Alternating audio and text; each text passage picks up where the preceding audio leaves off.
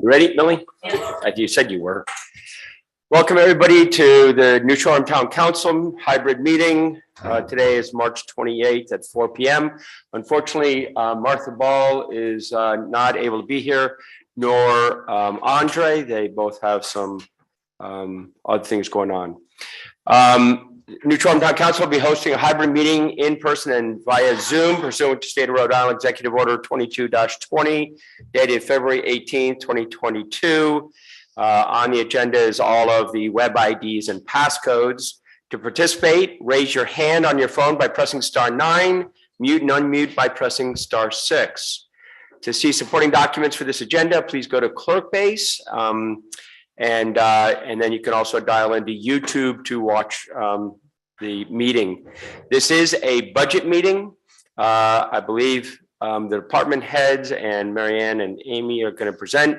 The goal of the meeting is to discuss and act on Town of New Shoreham 2023 budget work session to include administration, finance, police, fire rescue, emergency management, public works, harbors, building, recreation, GIS technology, boards, committees and commissions, capital improvement plan or CIP, and debt service. Any questions? Please, Mark, whatever your name is, Mark. Marianne, how would you like to do this? You want you and Amy to lead, and do you need a microphone? Or yeah, how about we pull one of these through?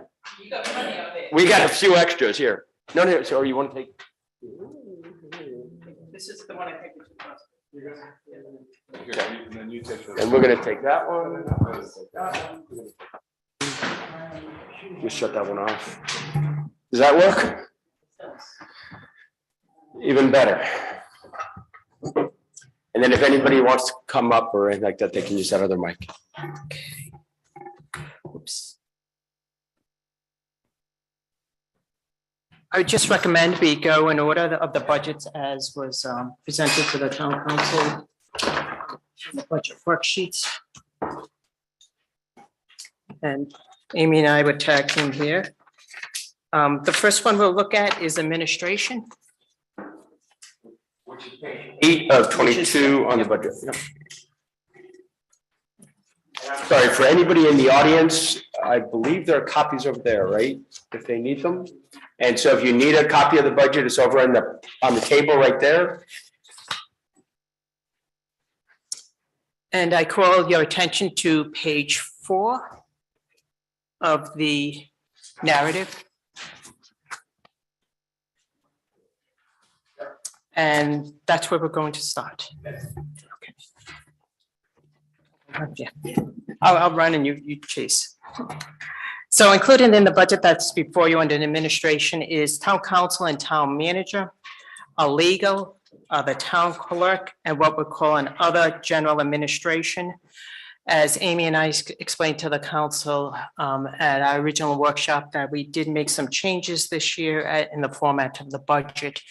So this is continuing with that, and hopefully some of the detailed items that we have presented here will be helpful as you go through it.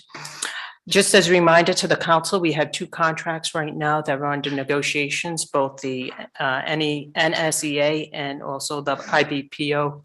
IBPO had a wage reopener this year, and NSEA Council 94, the contract expires at the end of June, as you're well aware of. We are in negotiations. I've updated the council on the negotiations in regard to that, these budgets. And administration, the town council and town manager is included in one item line. It's included in this particular line item. For the most part, this item is pretty much level funded. We did move the consultant engineer to the DPW area. All other items, with the exception of salary, has been leveled funded. Legal counsel, we budgeted this at $200,000 this year. That's based on what we see as a trend going forward in that particular area of the budget. Next, we get into town clerks. As you can see, for the most part, town clerk is somewhat level funded. There are some increases that we have anticipated during the year. Specifically, if you look at Dues and subscriptions, that's based on what the town clerk has requested this year for dues and subscriptions. You'll also see an increase in advertisement. That's directly related to what we've seen in the trend going forward. This is the advertisement that we have to do for all our ordinance and things of that nature. As you know, the ordinance are required, we have to advertise for 3 consecutive weeks. Next there is advertising. Again, we're going more in line with what we're starting to see. If you look at the actual already this year, it's at $9,800. The rest of the items in there, except for one other item, which is equipment maintenance, which is dropping. That's pretty much level funded. I really appreciate the emphasis on education training. Yeah, what Millie has done is has put forth an education program. One of the programs that Millie has actively participating, that Keisha will be participating, is the certification for a town clerk. It's a 3-year program to get it. It's a 3-year program. Keisha has agreed to do it, and then she become a certified town clerk. So that's where that's coming from. I'll stop at this point before we get into other general administration.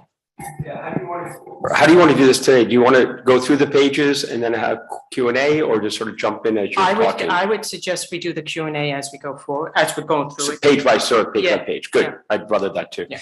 So can I ask a couple of questions on this? One, back to town manager, town council on the grant writer. See, that's level funded. Just thinking, given that we have an active lobbyist now, we're going to be doing a lot more, and a federal government that seems to be having more monies available, et cetera, et cetera. I'm expecting and hoping that we'll be going after more money. I just don't know if that's through this grant writer position or through somewhere else. And how is that handled? So that is the grant writing position. We decided to level fund that. As you know, the current grant writer did resign that particular position. And what we'll use those funding for is spearheaded specific projects that we'll be looking for funding. And that's what you tend to do. And hopefully some of the grants, sometimes you do have grants which has administrative costs, which can be related to grant funding. So you feel that given the assumed escalation of funding that we're going to be seeking, you're good. We'll see. Well, I'd see a little more, sure, but I just don't Okay. think with everything else going on in this budget, that was one of the items that we thought we could increase. And then just help me a little bit with more confidence around legal. As we all can see, this past year was a little higher than what the recommended is. We also have some potential litigation issues coming up this year, and I don't know if now is an appropriate time or later, but I do know that we've been looking for a new, or at least had an RFP out for a solicitor. And I'm not sure if the same solicitor is reapplied or not, but if there is a new one, help me out with that line item, which I believe is level funded at 200. We increased it slightly. We increased by about $5,000. It was, yeah, we did increase it by $5,000. This year, if we look at year to date, and Amy, correct me, year to date, is this through March 28th? Or is that through, should I say Through the end of February? Through the end of February, we're at about $117,000. So the 200,000 at 117 right now, I'm comfortable with. With that said, I don't know what tomorrow's going to bring. You know, we do have a couple of litigations that we are actively involved with, that the trust are providing the attorney and legal services for that. So depending on the litigation, that can happen again, or we can end up using our own attorney. And yes, you did get your responses, and I forward that information to the council. Yeah, thank you. And then lastly, if you could just help as a general statement, the other general administration, the wages. Well, the wages just went down significantly, and if anybody's looking at it, the question would be, what's up? So those wages on the ones.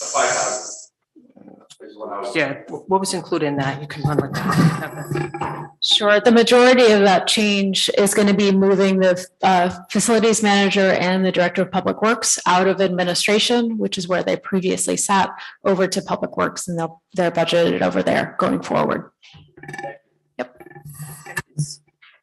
If the council chooses, based on the statements and recommendation that Amy and I made at the last meeting regarding the human service position, if we were to increase it, the increase will take place here. That's where it'll be. So the 5,000 that's showing, sorry, it under the line, It's 15. human services is line 8,300, you show 5? Is that right? And that's an operating budget line related to the human services function. It's not the wage line. So any incidentals in support of that office come out of line 8,300 with a budget of $5,000. The wages are up in the 5,000 wage line. Thank you. Yeah, if we can go back to legal, under litigation, you mentioned we're going to have some potential litigation this year. I did not mention any potential litigation. I just said that I thought the 200,000 was sufficient, and to date, right now, we're at $117,000 through the end of February. What I stated like anything with litigation, you don't know what tomorrow is going to bring. I don't know of any litigation that is on the horizon, let's put it that way. I'm seeing that there's a reduction of $15,000 in litigation for this year. I'm worried about that because of what you just said for the potential for litigation. No matter what year it is, there's always a potential for litigation. Mhm. Right now, I want to be perfectly clear with all the council. I know of no potential litigation. All right. So that's where I'm coming So from. you feel confident with a reduction like that? I do. Again, I want to qualify that, Mhm. that we could end up in litigation. And it could be tomorrow, it could be next January, and that could have an impact on the budget. That's all I'm saying. It's like anything else. Just like if you had snow removal budget. That 5 snow.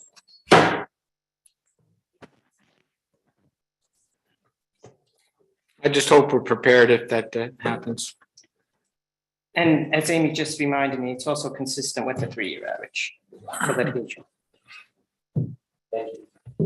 Anything else? No. Oh, thank you.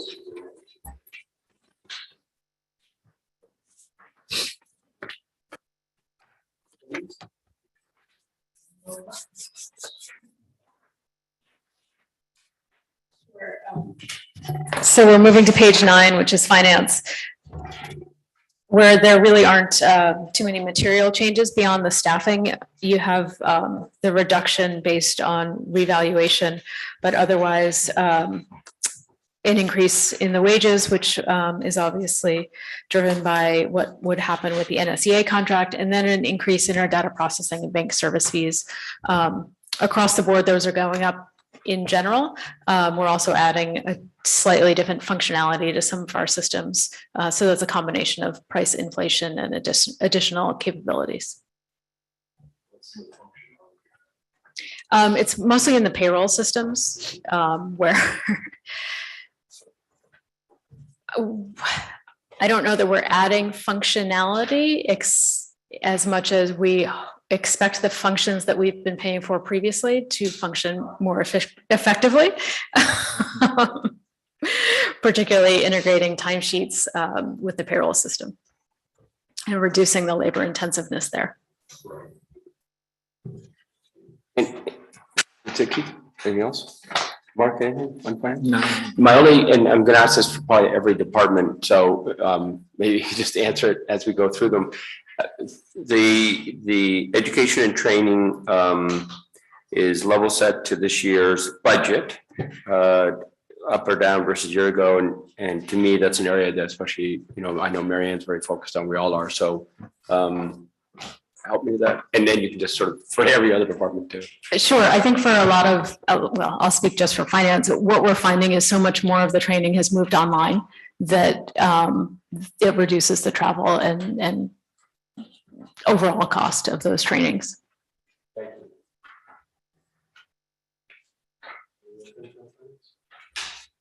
Okay, thank you. Thank you.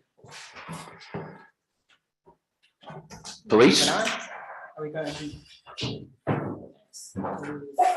I'm sorry, Millie, if at any time, if anybody, or actually, there's no public comment, forget that. And just by the way, just if anybody is on YouTube or is doing by Zoom, or is in the audience, public comment is going to be taken at the public meetings. There are 2 of them set up. And the goal of this meeting is to get it out, get all the information out from the departments and or manager to the council, so everybody can hear it, and then we can have those discussions during the public comment technically. So I just wanted to reiterate that for everybody on YouTube, et cetera. Marianne, please. No, Oh, you want to do fire rescue, emergency management? That's next. Sure. Police is the next one. the agenda is different, but yes, it's okay. Oh, that's all right. I didn't say that. So in this particular department, the bulk, if not all the wages are related to the dispatch staff that we have at the police station, fire station folks. So those are the salaries and the related benefits associated with it. The rest of this budget is pretty much level funded. We are seeing a slight increase in the electricity, and that's mainly based on what we're seeing year to date.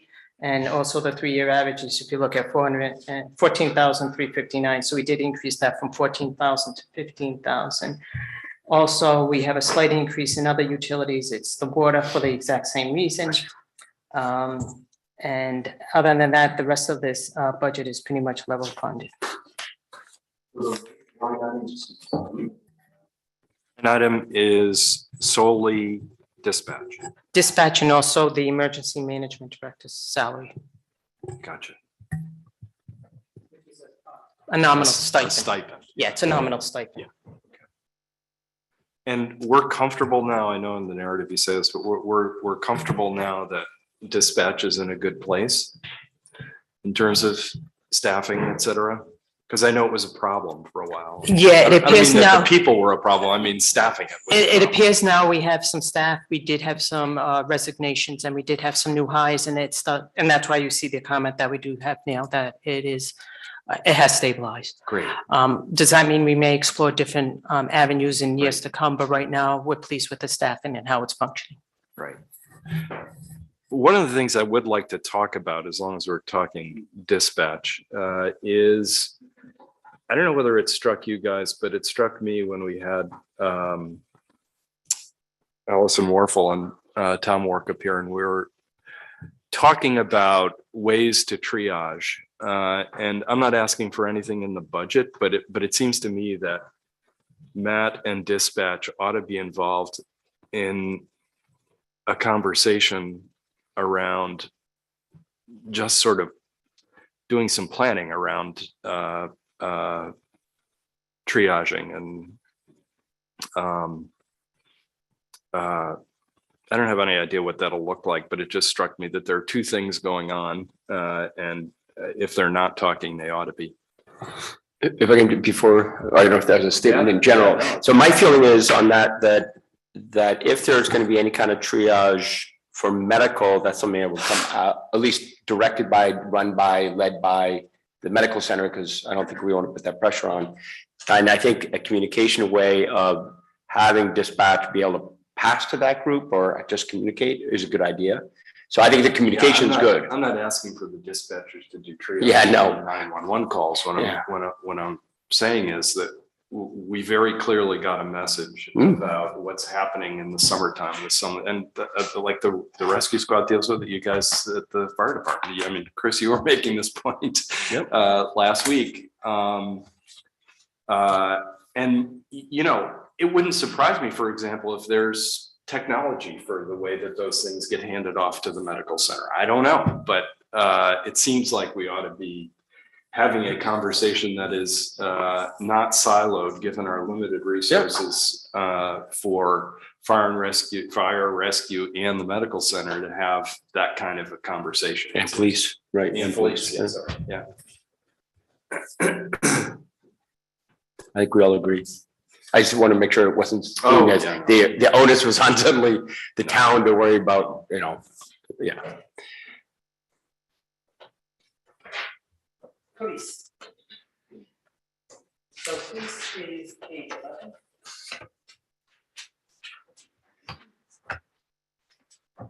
In this budget, we probably should spend a little bit of time on, Yeah. is the one that has the significant increase in prior years. And I also mentioned it in my cover memo to the council that, for many years, the town has been discussing staffing and what's the best way to provide public safety for our year-round population, and also the number of folks that come to visit us during that, 3 to 4 months. And now we're also seeing on the shoulder season a little more.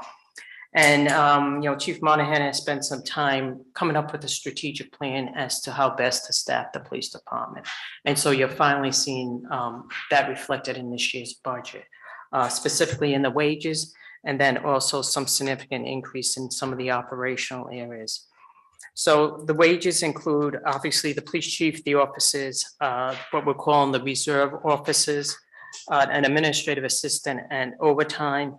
And under the seasonal, we have the seasonal officer, the beach patrol individual, and also the CSOs.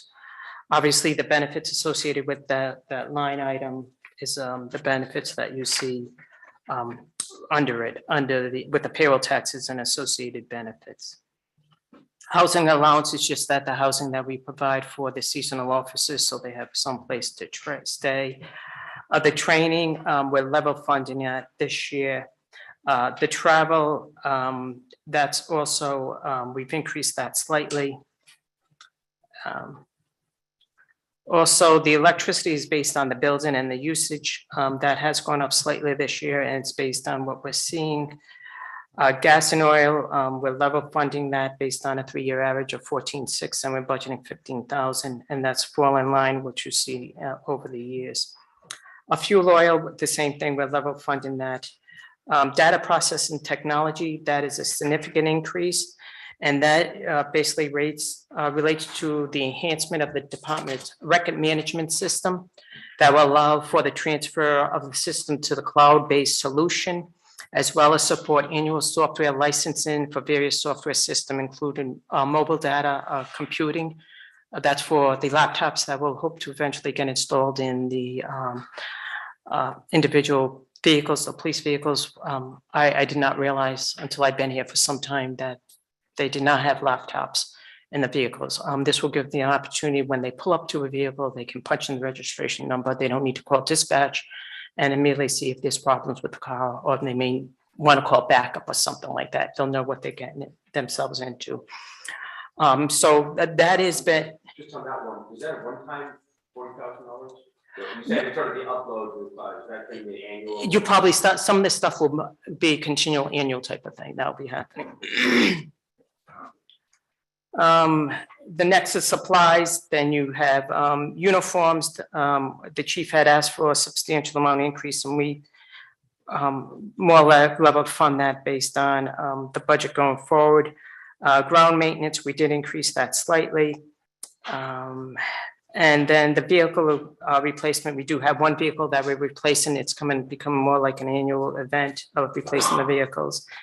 And that's pretty much it with the police. Like I said, the substantial increases that you're seeing here are salary related and benefit driven, as well as some operational as it relates to technology related and software and operations.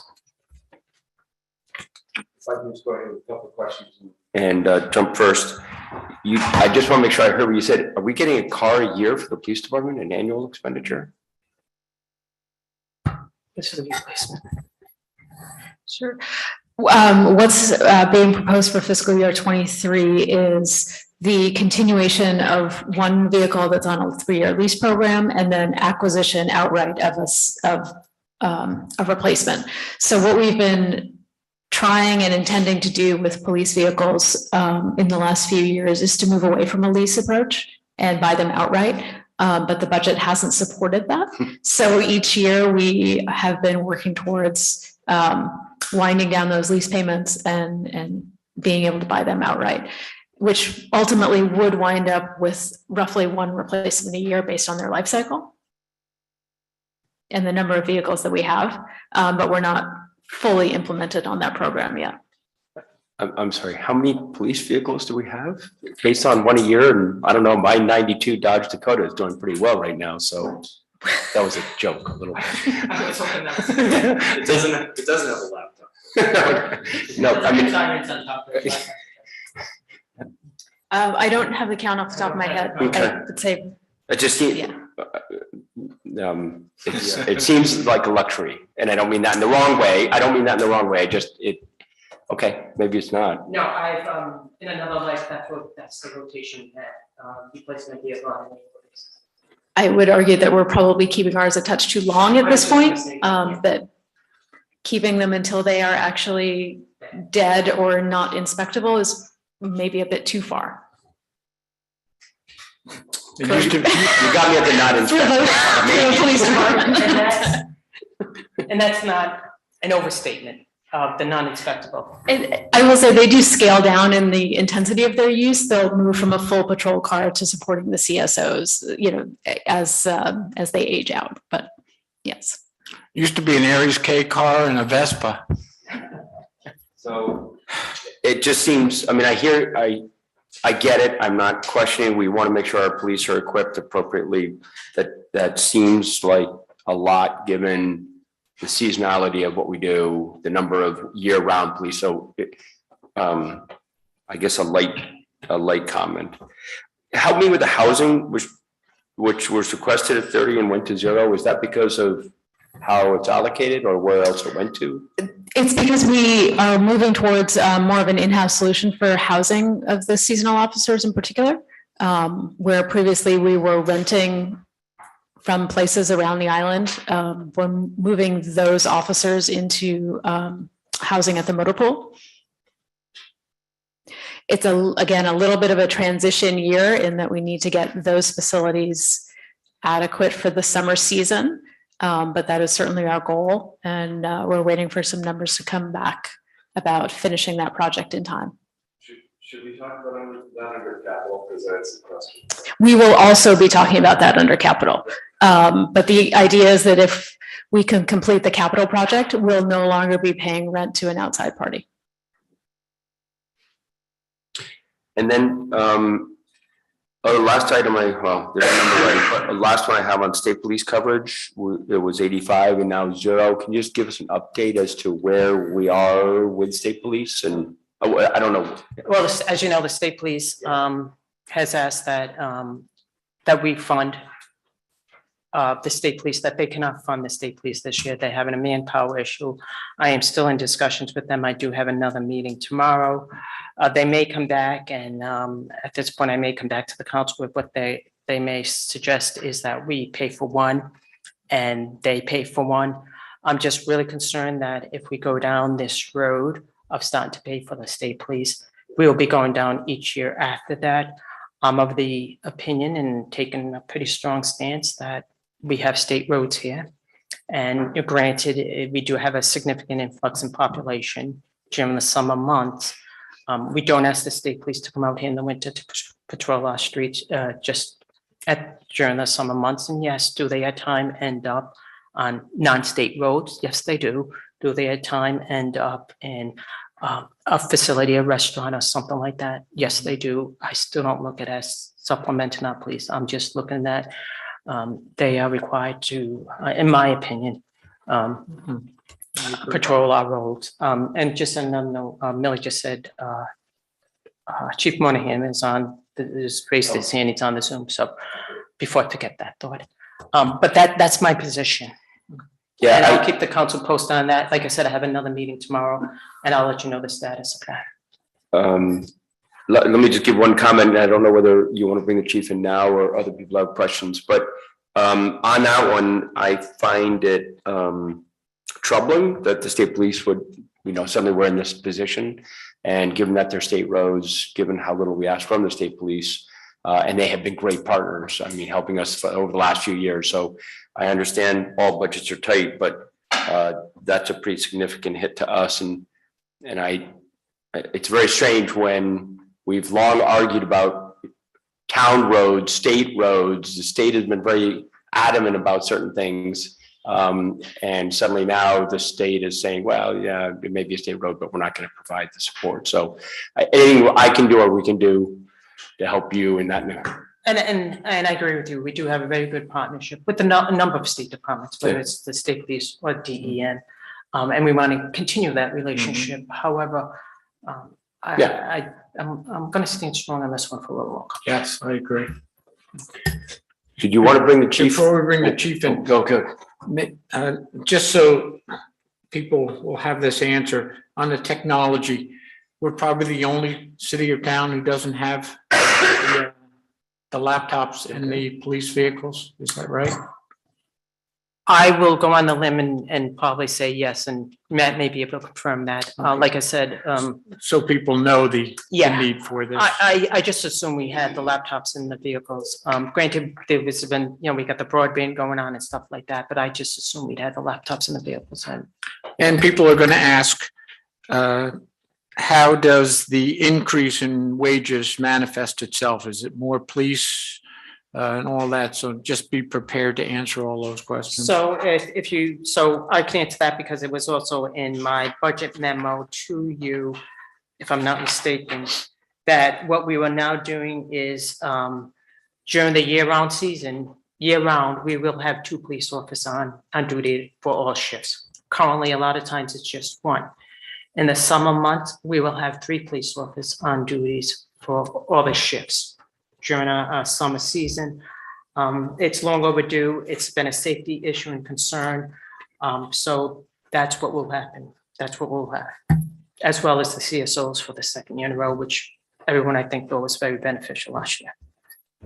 Thank you. Martha's microphone doesn't work. A few things. One is, before you even get to the numbers on this police budget, this is exactly what we, and I know you, asked the chief to do, which is come to us and tell us what he felt we needed as a town. So I appreciate that. I notice our seasonal wages last year were 213. But only 156 was requested and funded this year. Why is that?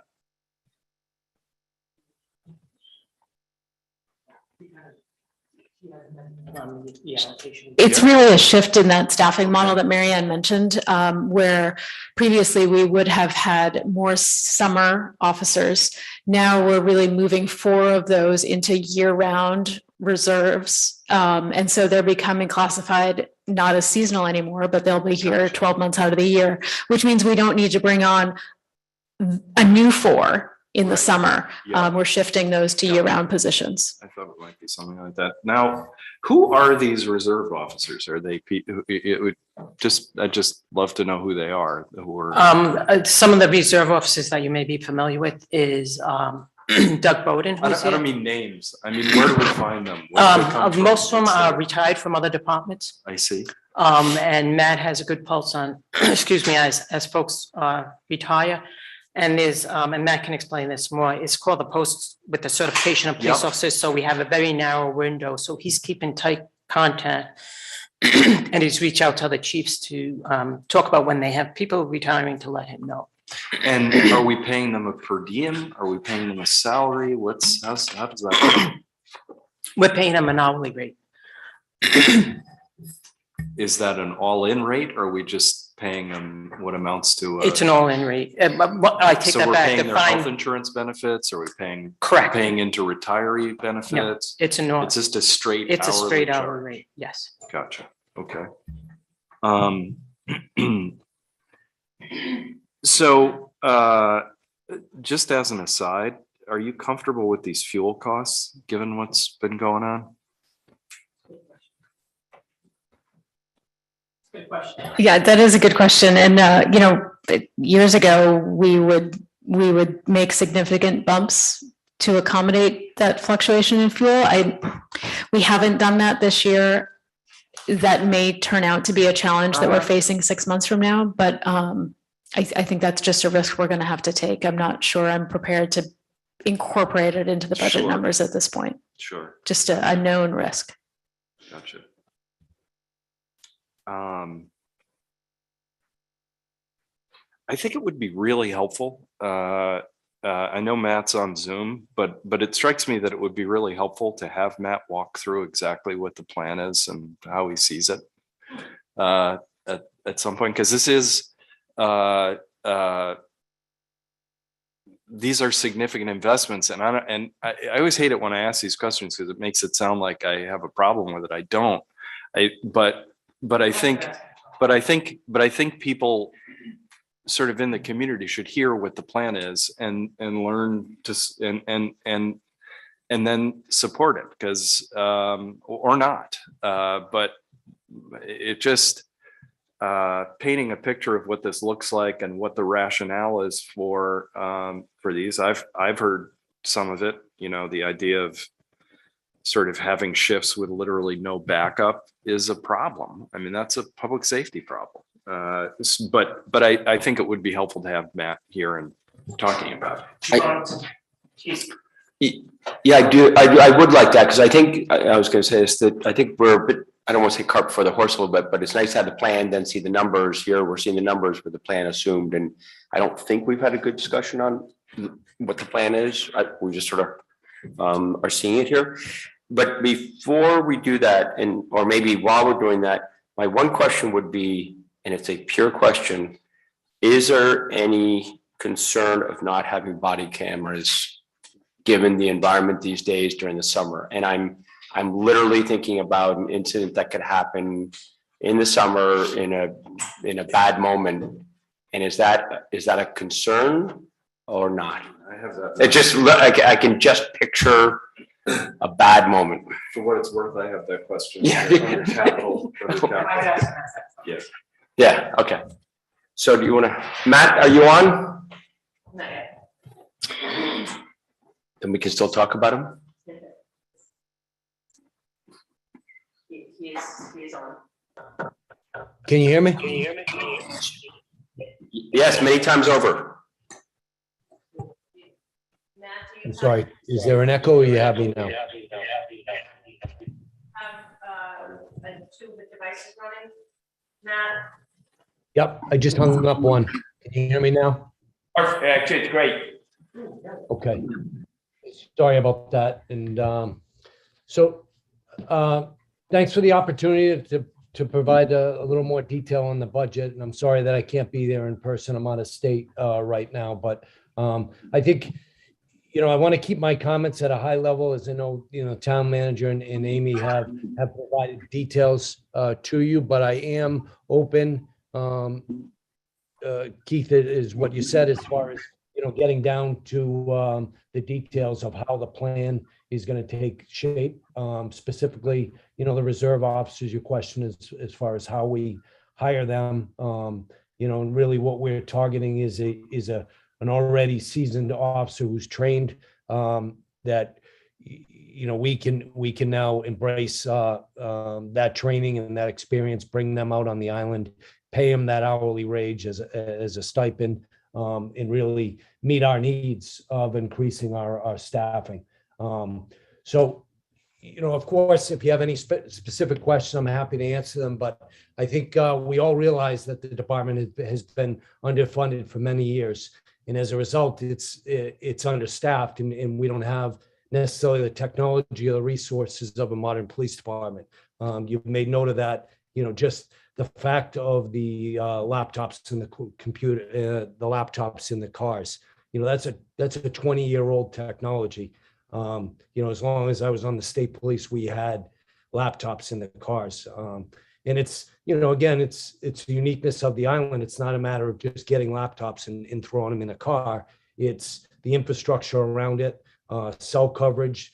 You know, the laptops are going to have to be able to receive a signal to end up having that data be transmitted. And so we're working on that. And that's a little bit of that technology cost is to build up that infrastructure on the island to allow for those laptops to communicate with the FBI and in the different databases that it queries for information. But we've made some good progress in the last year, but in order to continue to and provide the kind of public service that the residents and visitors deserve and expect, we'll need to continue to invest in the department. I think my presentation to the council in January discussed why we must have 2 officers on each shift year round. And that need drives much of the increase in costs. Again, the manager explained that with this budget, we will be able to staff each shift with a minimum of 2 officers. That's vitally important. It's quite honestly just a really an officer safety issue, and just not being able to be prepared for the needs of our citizens in our community. And so I'm very excited and happy to see that. But again, that's at a minimum. And then when we talk about the summer, this funding will allow us to increase for 3 per shift. I'll be doing some scheduling where we'll have some overlap of the shifts because, between the hours of noon and 8 o'clock, we see the most of the problems in the summertime. And so we want to have the most officers on duty during those times to deal with it. This year's budget represents the initial investment, and I appreciate the hard work that Mary Ann and Amy have put into the budget and working with us to try to develop a plan. But the police department's increase, it will help us cover the hiring of the additional officers, but I still do expect that we'll be over budget at the end of the fiscal year due to costs associated with having additional officers. We are looking at that housing line item. I had requested, that we keep that, but and we're, looking to transition into, as Amy mentioned, more of an in-house solution there. We're also facing the possibility, as you mentioned, about the state police and whether that the troopers be coming out on the island will be something that we're going to have to pay for. And if that's the case, that'll be additional burden on this budget that we're not really accounting for. But, uniforms, a big increase in that 20,000 requested, quite frankly, is our CSO program. When we bring the CSOs in, we're bringing new officers, new CSOs each summer. So that's new uniforms that need to be purchased. And so, the additional officers require additional uniforms. So, I'll continue to look for federal, state, and private grant dollars to try to supplement and our programming, and hopefully we can secure some of that funding for our uniform and equipment needs. So if there's any questions, and again, I'm happy to kind of dive down into it and get into the weeds of the budget and kind of explain how we see this plan unfolding. But again, I think this is the initial investment into the department, and it's just a result of I think many years of just being unfunded and not properly staffed. I will just touch on the vehicle question that you had. We have 6 vehicles and it's not so much that we're looking to purchase a vehicle each year. We have 1 vehicle that will not pass inspection due to rust. And obviously I can't put a vehicle out on the road that's not going to pass inspection. So, we're going to lose that vehicle in July. And so our request is just to kind of keep up with our fleet. We're not looking to necessarily expand it, although we're expanding the number of officers. We're not going to end up expanding vehicles to support the officers. You can't pull anybody over for lacking an inspection sticker. Yeah. Matt, the 2 questions that one of them I raised before, and I don't want to get into the weeds necessarily, but would like to better understand. One was the request on body cameras, and I guess my question also involved liability or not having them. Is there a risk there? And then the second question I would have you, without getting into too much detail, is you had looked for some equipment, line 7700, which was at about 41,000, and I think the budget's now about 10. And I didn't know if you had any comments about both those.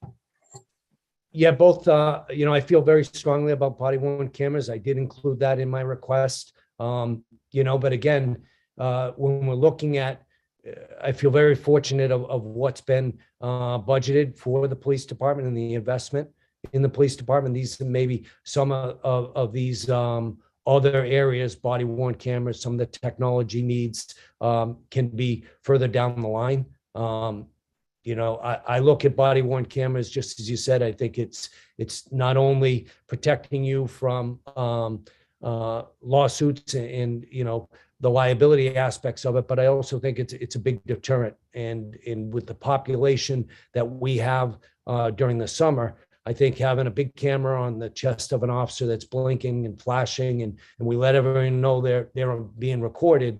Hopefully that deters some negative behavior that some people exhibit when they come out and maybe consume too much alcohol. So, I think looking at it, the funds that have been appropriated, I think they need to go towards staffing and to increase our staffing needs. But there are, as you see in the column that's requested, there were a lot of other items that we were looking for additional funds on that, we potentially can visit in the future. Thank you, Matt. Any other questions, you guys, with the chief? Keith, Mark? I do have one more, Matt, about this investment in staff. And it's something we've talked about before. And I know you've had calls and conversations about this, and probably each one of us on the council has. And that is, so there's the obvious safety of officers, and needing to have people covered. There's the obvious need for presence in town during peak summer. But by and large, the sort of, residential property taxpayers anyway, are going to be curious about how this improves things in the off season as well, because this is not just a summer program. So, for example, I get calls pretty regularly about traffic safety on the west side. Is it reasonable for people to expect that if there's going to be this kind of an investment being made, that some of those non-critical other areas of the island issues will be a bigger area of focus? Absolutely. I mean, I think by investing and increasing the staffing, we're going to improve in other areas where we can be more proactive in our enforcement. I'll be quite honest with you right now. When we have one officer working, it's a reactionary police department. You can't be proactive because you never know when that call is coming in. And so, I kind of equate it towards, this certain times in my career in the state police when you had to kind of sit back and wait for your radio call to come in during rush hour, say, because you have a flood of crashes that happen during the rush hour, morning commute, evening commute. You can't go out and be proactive with your enforcement during that time, or else you're not going to be available to answer the call. So when we have a staff of one officer working, it's very, very difficult to be proactive. Having two, we're going to increase. We're going to be better. It's not going to solve all our answers, to be quite honest. Having two is really a minimum. And you look at it, and this is the uniqueness again of the island. It's, we have a real need for policing in the summertime, and 2 or 3 doesn't do it in the summertime. And that's why we have to get creative with the overlapping of the shifts. It's more of 5 plus the supplement of the troopers. That's what we need to deal with the demand. But we're heading in the right direction, to answer your question. And, I feel confident by increasing it and having 2 on a shift, you're going to see an improved proactive police department. And I think that's what the citizens deserve, and that's what they expect from us. Thank you very much. Any other questions, thoughts? Is that right? Okay, good. Chief, thank you very much. I assume you're gonna hang on as we get to the next section, but Yes. Yep, I'll be on. Mary Ann and Amy? So next we're on to Public Works. As noted we're on Public Works, which is on page 12 and also page 6 of the narrative. You've seen a pretty significant increase in the salaries and the wages here. I'd like to remind the council, the reason for that is. I'm gonna recuse from this wage line discussion. Yep. So I'm gonna recuse from the wage line. If you don't mind, just the one line I'll recuse from, and then I'll join back in. You don't mind running it, Keith, right? Good.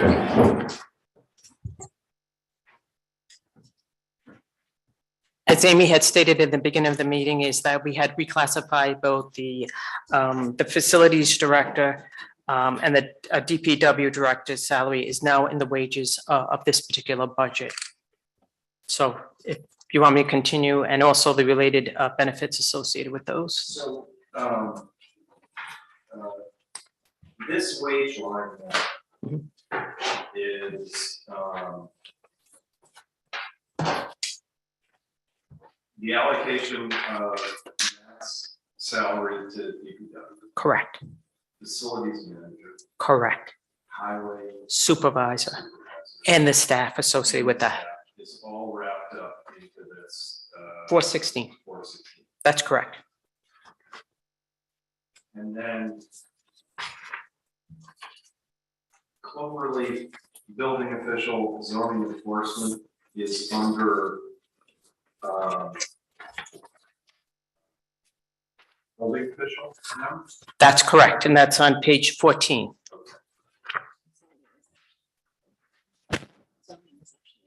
Yeah, and with zoning also. Yeah. So zoning Yeah. enforcement. Is zoning enforcement under building official? No. No. Wait a minute. Kind of, Zoning enforcement is not in building anymore. Zoning and It epitomizes the question. so Yeah. Yeah. We need to get clarity on it, before we press on, because I'm really concerned about this. So- Not about anybody, but about understanding it and being able to explain it, because right now I don't feel like it. So do you want to wait? I know most of your questions relate to this building official, correct? Do you want But me? it also involves the facility manager, and what the facilities manager role is, in this context, perhaps because the facilities manager is the former building official, I don't know, but from the outside, there's not a lot of clarity. So I can, why don't I jump into this? Great. That's, so Conley, I don't know whether Sven wants to. yeah, Sven, we don't, we just, yes. Yeah, I think he's looking more of organizational chart currently. So as you know, back maybe a good 15 months ago, we, in anticipation of the retirement of Mark Tilson, who was the building and zoning official for the town, we did go out to see, we advertised for a building and zoning official.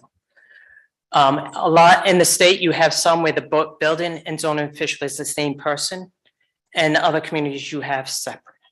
Mark Tilson was very fortunate. A lot of this stuff is, as it relates to the officials and what they can do, is based on certification, and that's driven in state statute.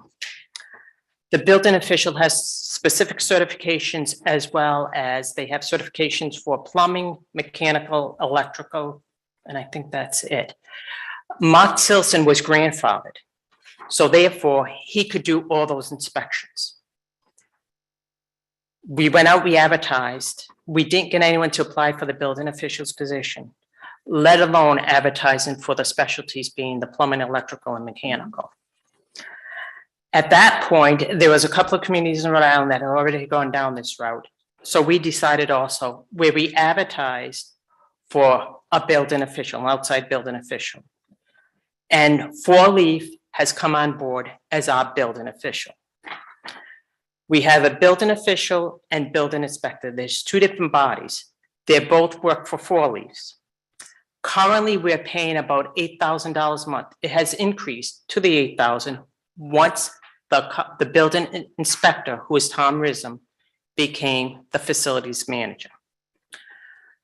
So currently, Four Leaf has assigned 2 people to Block Island. The gentleman who is the certified building official is a gentleman by the name of Chuck Phelps. Chuck is here every single Wednesday on site. The building inspector, who is below Chuck, is a gentleman by the name of Anthony Rodriguez, and he is here every single Monday. With the implementation of OpenGov, which I'll get into that, they also do work remotely, and they bill us on an hourly basis. Back a year ago, it was like November, December timeframe, we signed a contract with Four Leaf. It's a 2-year contract. So we have them until 1993. For the most part, I've been 23, I'm sorry, I said 93, didn't I? Yeah. And when we didn't have this issue. For the most part, I'm pleased with them, and I'm also hearing that staff has been pleased also with Four Leaf. Does that require sometimes some scheduling amongst the contractors here before they could pick up the phone and say to Mark, come on out, and he could? That's not going to happen anymore. We are socializing that, and they seem to have caught on to that and are aware of it. With that said, Four Leaf has also said to us, if you need us to be physically out there more, or we see a peak in some business, we'll be more than happy to accommodate you. And they're back and forth on the boat, and they're getting used to that. At extra cost?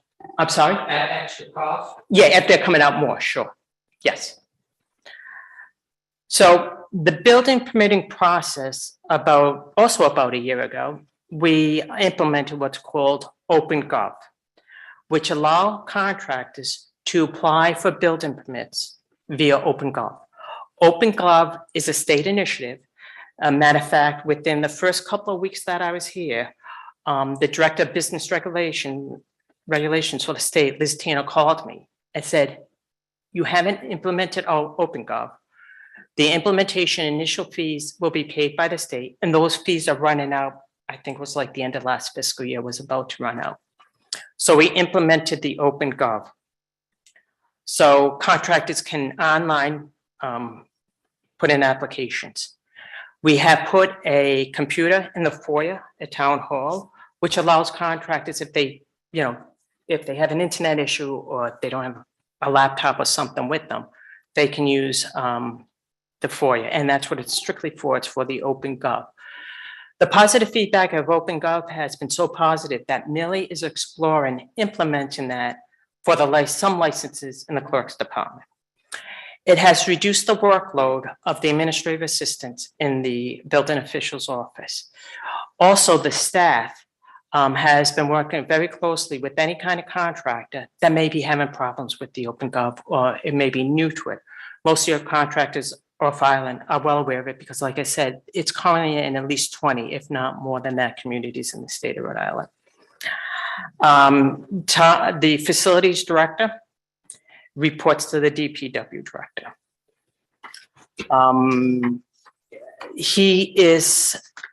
The Four Leaf folks basically report to me as the town manager because the building official does. They are physically situated and sit in Tom's office. So there is some interaction with Tom that he does help them out if they have questions or issue. They also work closely with the zoning official. And since Jen is new to the zoning official's position, and Tom is in the process of fully transitioning to the building official's position, there's been some facilities, I'm sorry. There's been some overlap going on. So the building facilities official reports to the DPW director, and the Four Leaf reports to me. And based on what I've seen with Four Leaf and what's going on, I think it's working. And I think it's working well.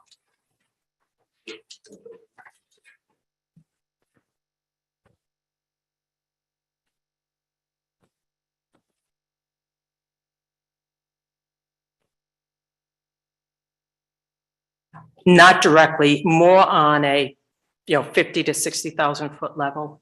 If some question comes up or something like that, he's not acting as the building officials. He's not doing any inspection. He doesn't even have the certifications to it. Is he on Wednesday morning and Monday morning running down to the ferry to pick up the folks and take them? Yes. Will he take them to a site if they're not sure where the location of the site is? Absolutely, he will. So So it's not substantive. it's not substantive. If someone calls at the last minute, says, I need this inspection done, he may run out there, take a look at it and call Chuck and say, this is what they're looking to do. Chuck say, fine, I'll be there, on Wednesday, let them know I'm coming on Wednesday or whatever.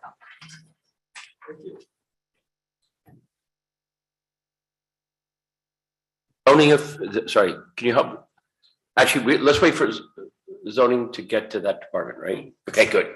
So I was gonna ask you about zoning official, but let's wait until we get to the building department. Keep That's in it. mind, when I first came here, like we talked about the org chart, and we're starting to see it take some shape. So, let's keep moving along with this. In a year or two, we'll see if word evolves, Yeah, and things will morphs. continue. Yeah. So I'll hold the building official, because I just want to hear how that's going.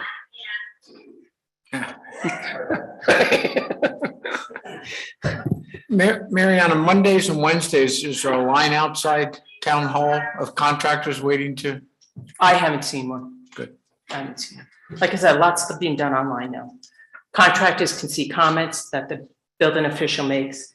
And there's a checklist. They can see what's checked off, what they've missed and things of that nature. My only question on the budget, or you guys done? Yep. Sorry, my only question on the budget really regarded landfill maintenance. And I know it was 20,000 this year. I see a request for 140, 70 was granted. Can you help me with that gap? So what this particular is, this is the maintenance of the landfill based on the slow project, the capping project that was done some years ago. The director of DEM did come out and revisit that site, and he took pictures of the site, and he said he was going to post them because he thought it was one of the best cap facilities seen. With that said, we're on the ocean. And even he saw the erosion that had taken place.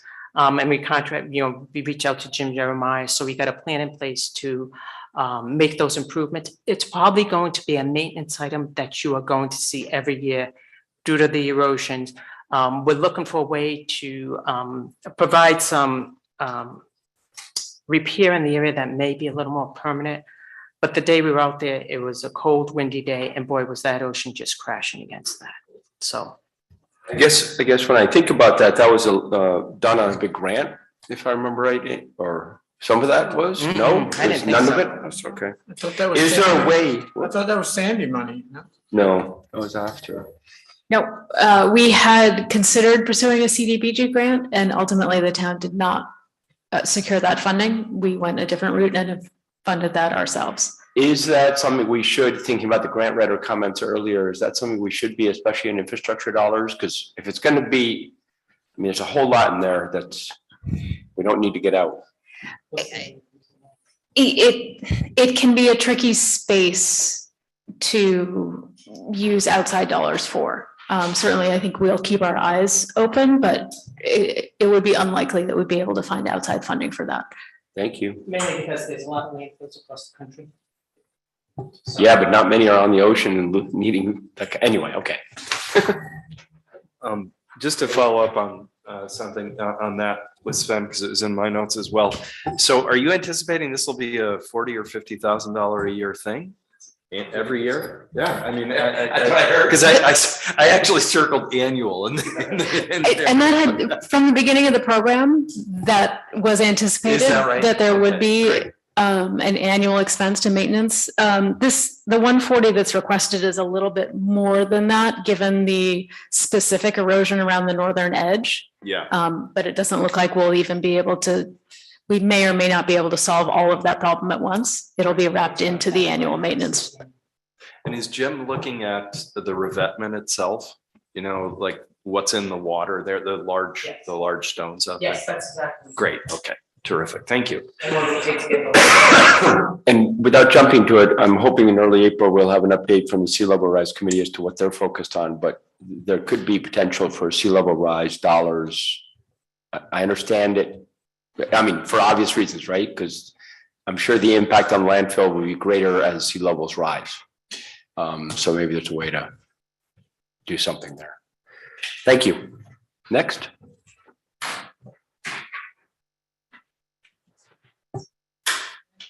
Is Robert, and Kate is here with us this evening. All right. Give me okay, next page. The Harbor Master budget, as you can see, there's some increase in the salary line items. We talked to Kate about some of her staff. She came forward and requested, and we also encouraged some increase to some of our seasonal staff and their hourly rates. So we did do that. And obviously the benefits associated with that is included. If you look at the electricity, that is also based on, a 3-year average. We are seeing that has increased. So we're looking to increase that. We're also doing some repairs that may help with some of the electrical issues that we've seen. Restroom maintenance, again, it's something that if you look at what's going on and what we've seen on a 3-year average of almost $50,000, we thought at this point we needed to get that increase. The facilities and restrooms get a lot of traffic, and we really need to get those maintained. And finally, the mooring, mooring maintenance, again, Kate has asked, and we talked about it. She didn't come forward with the increase, but Amy and I talked through it with her and thought it would be best to increase that line item also this year.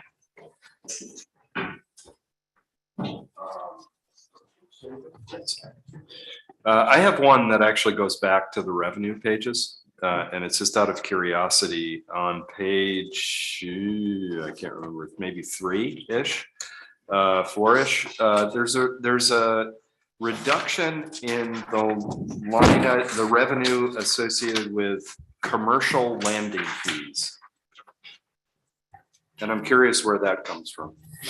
Sure. Commercial landing fees are what's collected by the ferry companies and then remitted to the town. So Interstate, New London, Montauk ferries. And it's based on their collections in calendar year 20 is what we're seeing as revenue in fiscal year 23. And so the reduction is based on the traffic decreases at the beginning of COVID.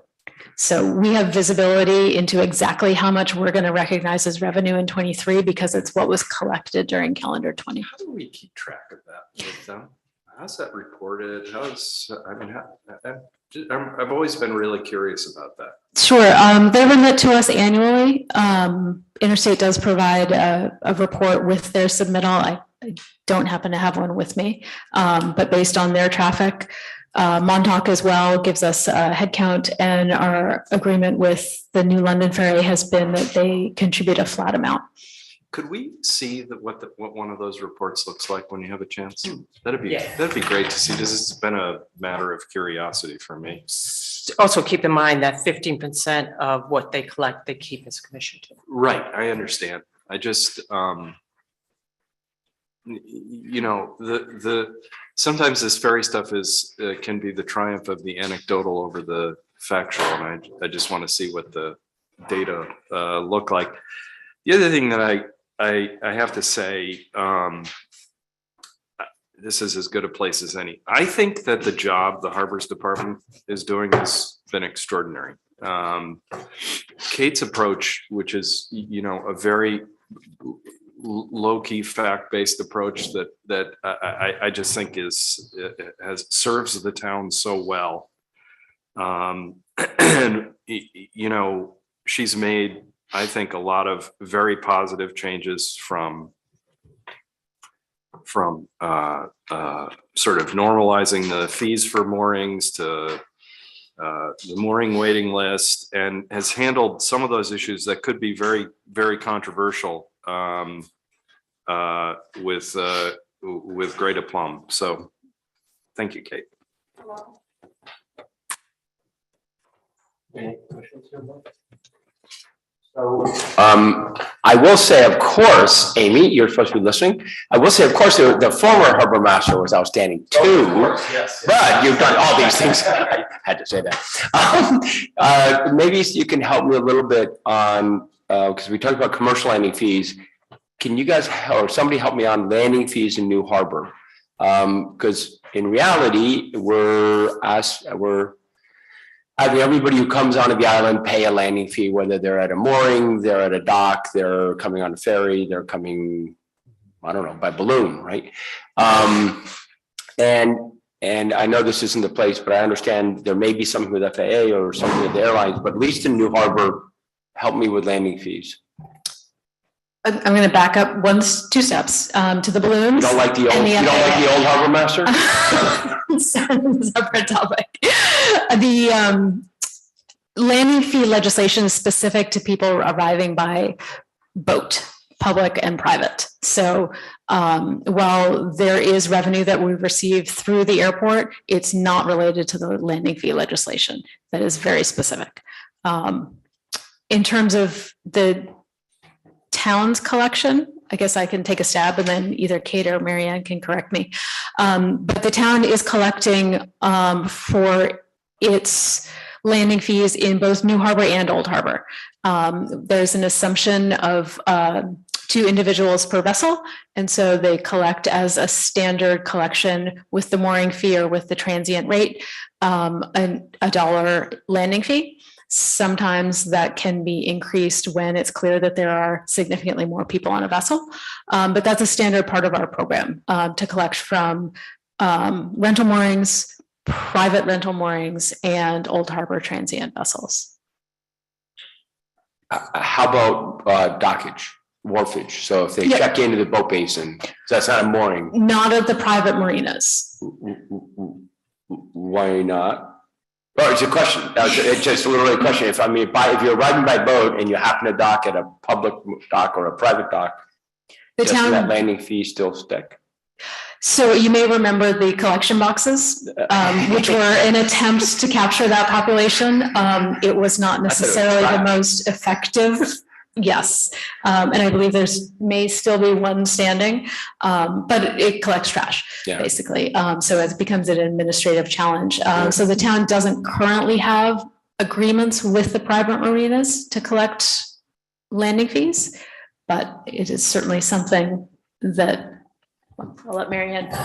And as I understand, Kate may be looking at her. No, just joking. no, as I understand it, that in discussion that the town some years ago did have some discussion with the owners of the marinas, and that's about the extent of it. With that said, it doesn't mean we can't revisit that discussion. And I think that's what we need to do is revisit that discussion. And I think this is the right time to discuss this because it's a budget issue. So I mean, you've got. I'm going to put it poor Kate. I've got to go to a mooring. It's a public mooring. I'm asking them for that $1. Let's just pretend. And so it's the mooring fee plus $1, whatever it is. And they do the credit card or however they pay for it. But the person that came into the marina, there's something pretty wrong there, right? And so I think we should be equal. And I would encourage us to go after just talk to the marinas. I mean, two of the marinas are corporations. They get it. They're doing this around the state. I don't think it'll be, I think it's minor. And obviously one hasn't changed hands in a while, but that's okay. How about anchorage? So I know in theory, the collection boxes were for anybody walking into the dinghy dock. That's sort of where it was close to at that time. But are we doing anything about folks at anchor? Because in theory, based on your reading, it should be for anybody who's arriving by boat. Right. We're not doing anything currently beyond the collection box. That's the extent of our. So as I think of, and again, I'd have to think about numbers, but if I think that there's 300 boats anchored a night, maybe 200, maybe a lot more, I don't know. If it's 200 a night, that's 1,400 a week. I mean, it adds up a little bit. I think the fire department behind you will take it. Is that something we should be looking at, or is that Even with education?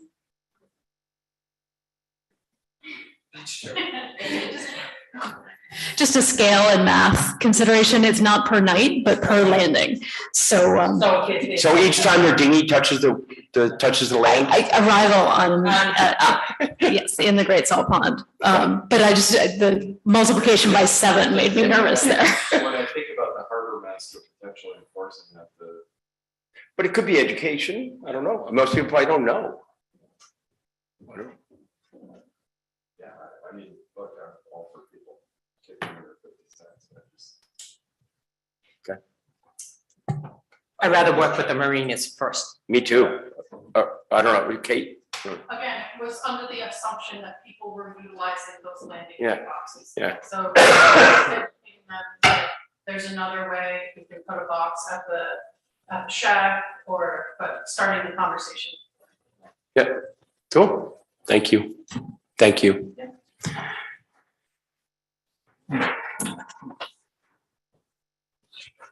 Anything else? Mark? No? Okay, unless you guys have anything else. Thank you, Kate. Thank you. Yeah.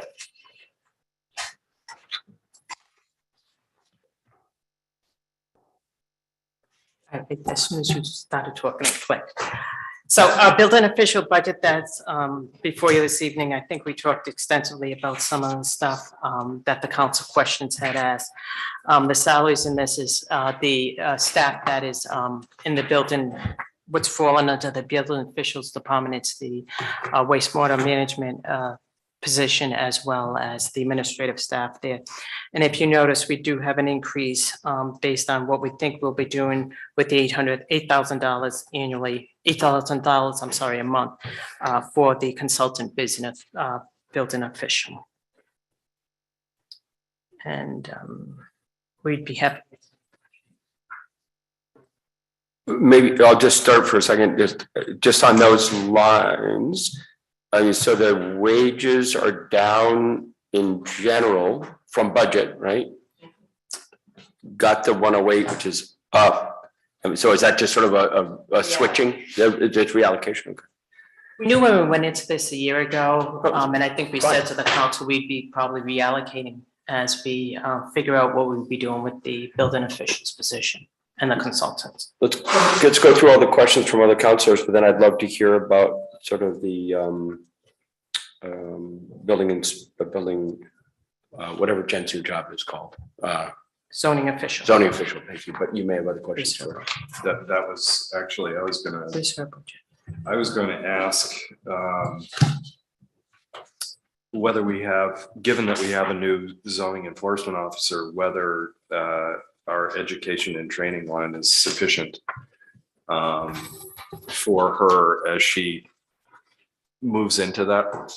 Well, she's moved into the role, but as she, continues to develop in that role, first of all.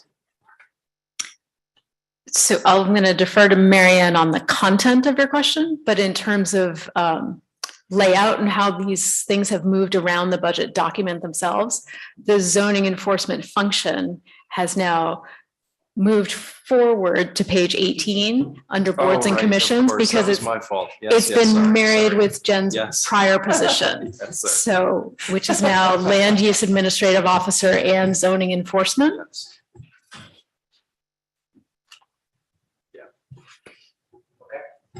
So, good question, but Yes. somewhere So let's else. get back to the building official and then we'll. get to zoning official. Well, I mean, I've sort of asked my broader question and appreciate the answer.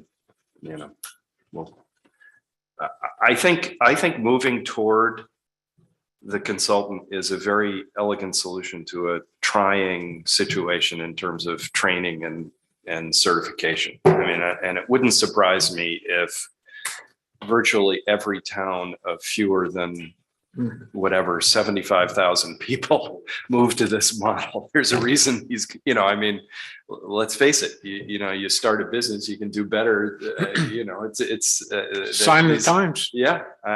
So I just want to make sure, and it sounds like this is being worked on, and there are some necessary growing pains that we don't have confusion about who the building official is and about guidance that's given, in conflict with either what certified building official says or with, even guidance on things like, do I have to go to CRMC for this? Do I have to, some of this stuff is on this island is very complicated because of all of the setback buffers for CRMC and the inland wetland stuff. God knows of all the ponds and wetlands we have. And that's what I worry that we lose some of that local knowledge. And I want to make sure that some of that people who are trying to build or who are going to apply for a permit or whatever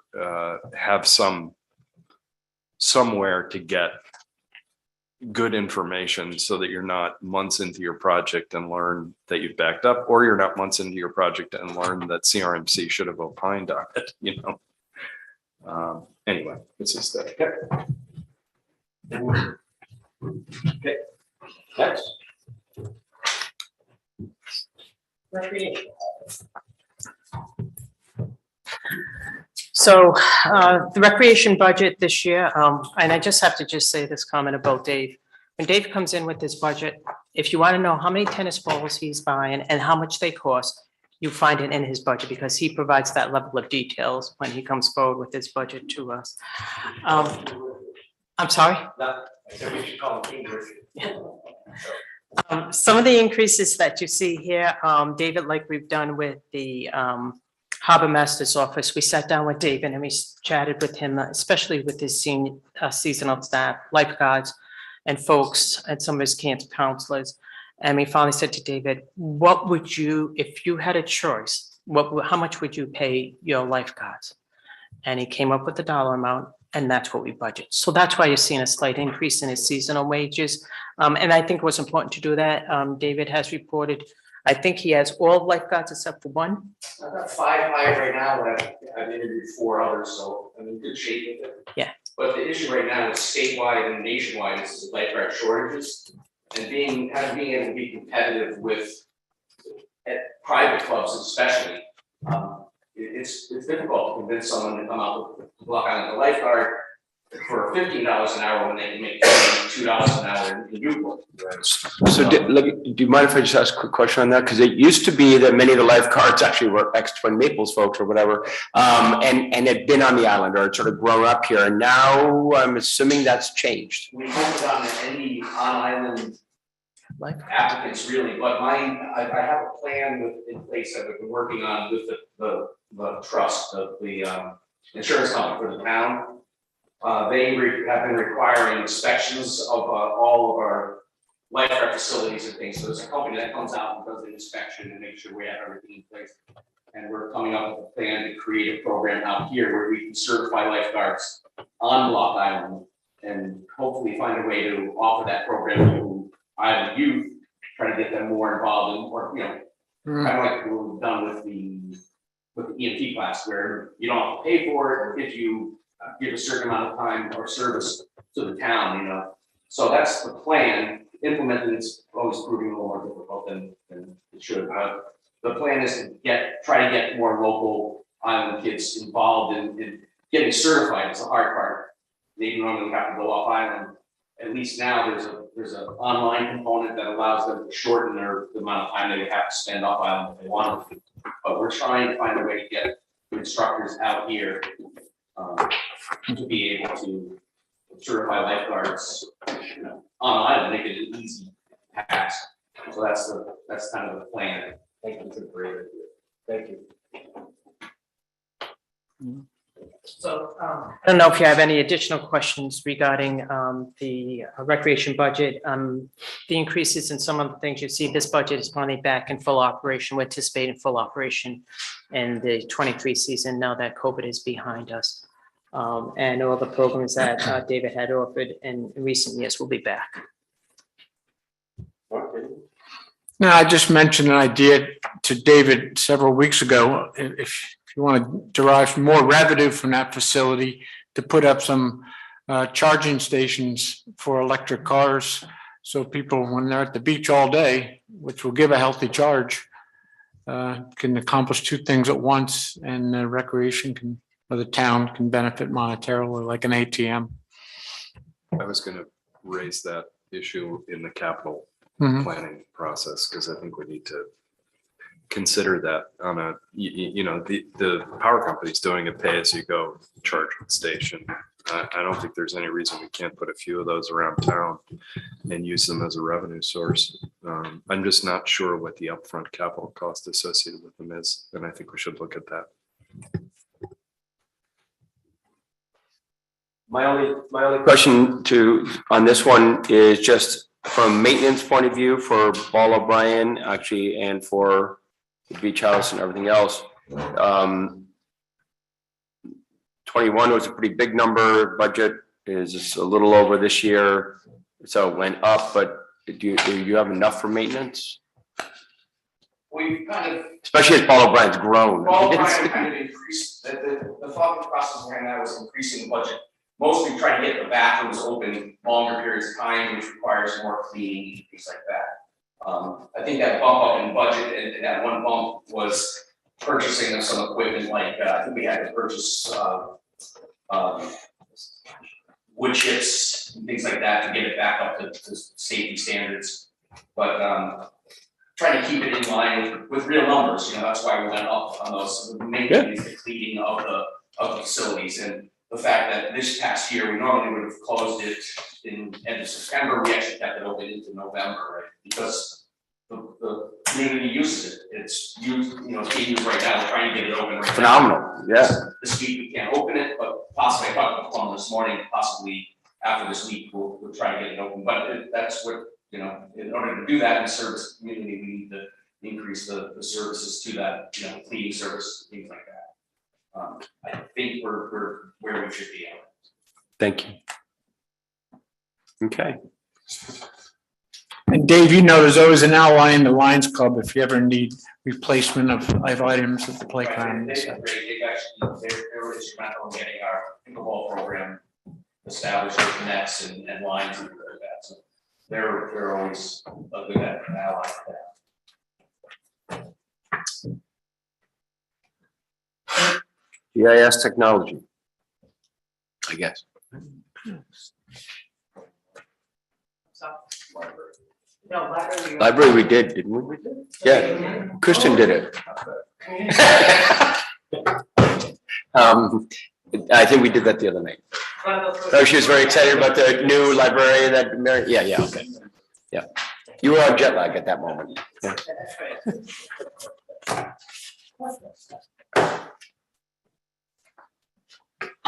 So this is a little bit of a catch-all budget, boards and commission, and includes the wages. Is that what we're on, right? Oh, I'm sorry, GIS technology. I'm sorry, I jumped ahead.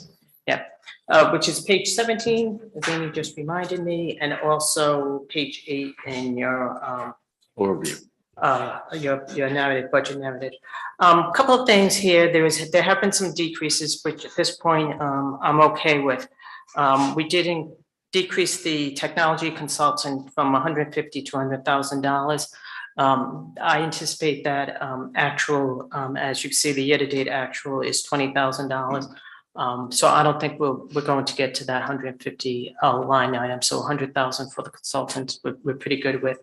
The help desk, which we call Freedom Tech, does more, where the previous IT company was more coming on site. So we're happy with that. So this line item, 5,400, is just solely, not just, but is solely computer work for the town. Correct. So that would be Freedom Tech. Correct. Okay. Who's new? Who's Yeah, new, yeah. right, that we've had for almost a year now. The other decrease that you're seeing down here, and Amy and I went back and forth on this. And I think I'm going to be okay with it. It's in the equipment replacement. We did budget $85,000 last year. This is strictly technology replacement equipment for the town hall staff. And a few other areas also. So one of the things we did do this year, which is part of the charter changes we made, is the outfitting of this room to comply with the charter. So that was $32,000. It's a one-time event. We're not going to see that again. Also, that left us with about $50,000 to start upgrading some like desktops and things of that nature. Freedom Tech has already done all the servers. Again, those will be more on they'll become on a life cycle and not on an annual basis. So they'll provide us with that life cycle. And the funding we have left this year, based on the fact the AV is already done and the servers are already done, we're doing a significant replacement of equipment in individual offices. I just worked that out with Freedom Tech.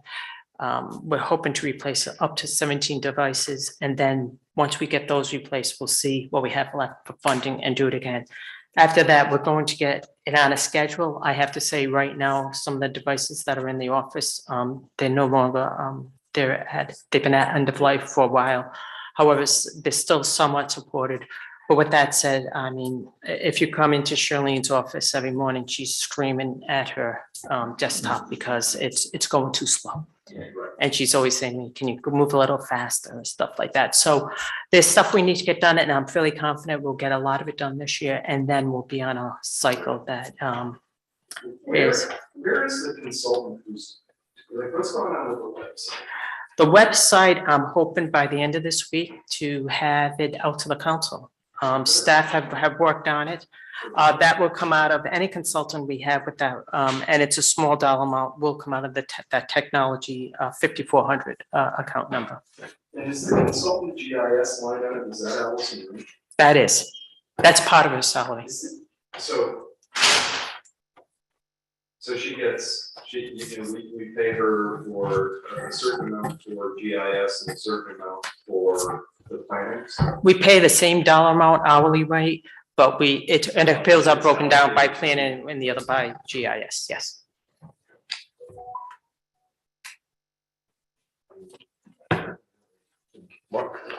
Included in this budget is the possible 5 laptops. that the You council probably will get. see that before the year's end, yes. What I want to do is get the staff set up first, and then we've already had some preliminary discussions with both Millie, myself, and Freedom Tech as to what to get the staff. Millie is surveying other towns to see what they've done, what works and what doesn't work. This is another particular area that we're a little behind, so we're relying on other people's experience to put the best thing forward for the council. And maybe we'll start going paperless a little bit too. That'll be the next step. So. We'll get to them, Any other Mark. questions? No. No. I would love at some point, Marion, not now, but to have sort of an update as to how, not necessarily Freedom Tech is, have them here, but that'd be great too. Just to hear how it's going. That was a fairly big move, and it seems like it's going really well. I mean, we've now got backups that aren't literally tapes. We've got a couple of other things that are going on, but so I just think it would be good to get everybody updated. Yeah, without a doubt, when you go through any transition, there'll be some hiccups. Yeah, And I'm not going to sit here and tell you it's going perfectly. There's been some hiccups. We also, within 6 months of starting, we did have our account manager, Caleb, who has moved on. So we have a new account manager. So we're starting to experience some more hiccups. Yeah. And that'll happen when we have. And I'm meeting with our account manager once a week now. And eventually you go to once every other week and hopefully monthly. And I do But have staff. It appears to me that, again, from what I see, that they've done a pretty good job. There haven't been any major explosions or problems or huge holes. And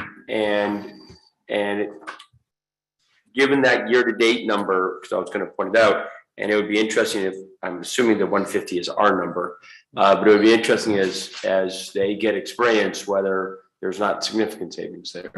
We'll see. And it appears so far there is, so I'll take that trend line. One dot is aligned. But it'll be interesting. Yeah, I mean, there's some of the concerns that, and this is some of the stuff I'll be talking to the account manager that I've had some preliminary discussion is staff hasn't been completely happy with the response time in all cases. So that's something that they need to address. And with the new equipment coming on, We talked about different ways of doing this. Listen, you need to have staff come out here. If we're looking to add, 20, 10 to 15 new desktops, and we're going through towards a docking station environment for those folks that have laptops. So there's some education piece going on, and there's some changes that'll be happening. And so the amount that you see, the year to date, that's going to creep a little bit, because we're going to ask that they come out here and do some things. Thank you. Move on, ready? Next. Boards. Now we're on boards and commissions. Yes, you like that line. Okay. And that's now page 18. Do you want to go through it or you want? Sure, I can go through really quickly. As you can see here, in the wages include the clerk, obviously, the new zoning official, Jen Brady, and also some salary items for the North Lighthouse. As you can see, the offset based on the GIS, then here's the planner piece of that particular budget and the associated benefits for these positions. The training here that we have in here is, it's not much. It's about $500. I think we'll see how that goes this year, and if Jen finds a need that she needs additional training or something like that, we can have that discussion. I know in the past, Jen has been really aggressive with some of her training, and she's often has reached out and spent time off island at other municipalities that she found has been very beneficial. We did have a gentleman that we were working with as it relates to zoning in another community that Jen, I think, has reached out to him a few times since she started. And what I found, networking is 90% of the battle, and folks in other communities are more than willing to chat with you. Granted, they don't know the specific zoning, but some of them have the knowledge of the zoning in itself because it's all found in state statute. So that's boards and commissions. The one area that and I don't know if Jen or how we want to just even hear how it's going, because I would like to hear that, because it's obviously a new effort from the zoning enforcement. But before we get into that, and we'll talk about this with capital, but I guess I need to reflect on somebody's words for many years that I've known them. And it's the issue when you have maintenance that's usually too low for year on year, we suddenly have a huge capital problem, which we'll see with the North Light. And while, whether it's 12,000 or 10,000, it's always been sort of a struggle, and usually it's 10,000. So now at least it's 12.5. But I want to thank Robbie very, very, very, very, very much, since we named our company after the North Light. But on a sincere basis, I think the learnings are about maintenance and what happens when just there's not the funding. And two, I'm not sure what's going to happen in the future here, because I know Robbie's told me that he's sort of done. Let's get the capital involved. Let's get a lot of things going on. But how are we going to manage this in the future? So I think as we plan, I think there's a number of learnings here that we need to get ingrained. And I'm so happy with the facilities manager or whatever he is, because I think that'll help with all the other buildings. But yeah.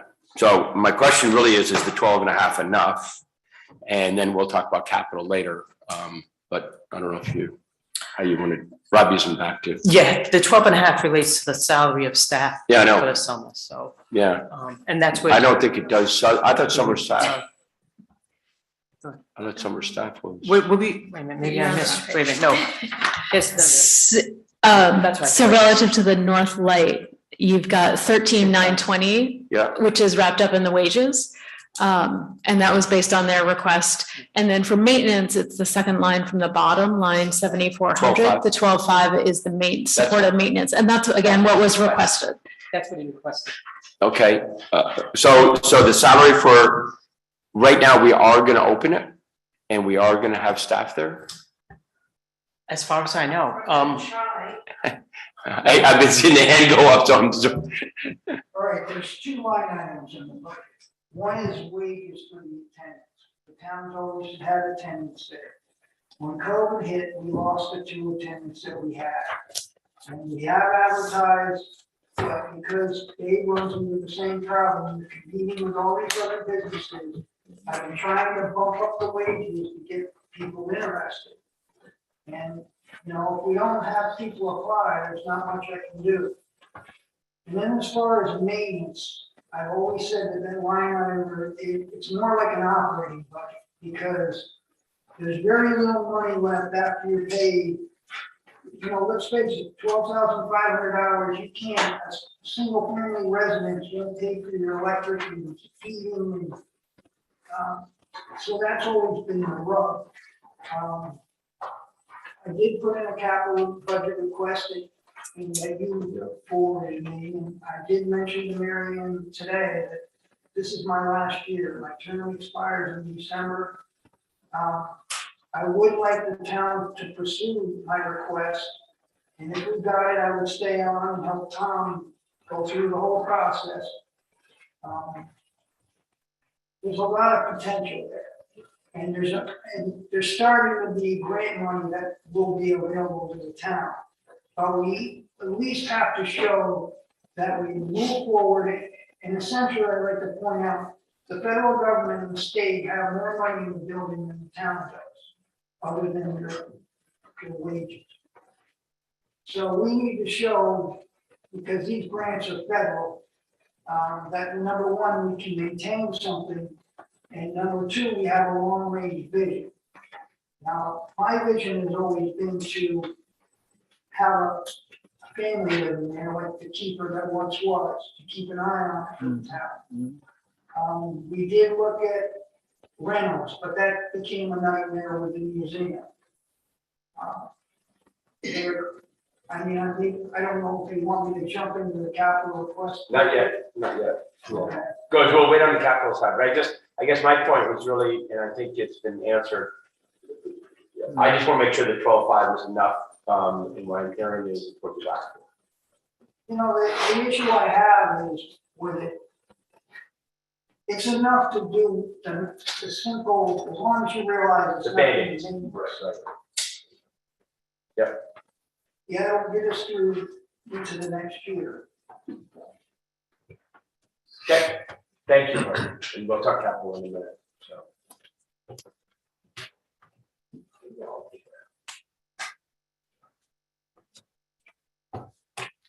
Thank you. Anything else on boards and commissions? Mark, Keith?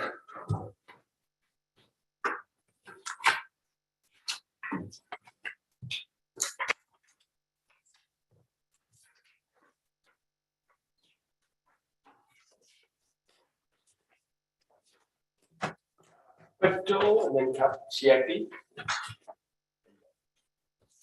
How do you want to hold this?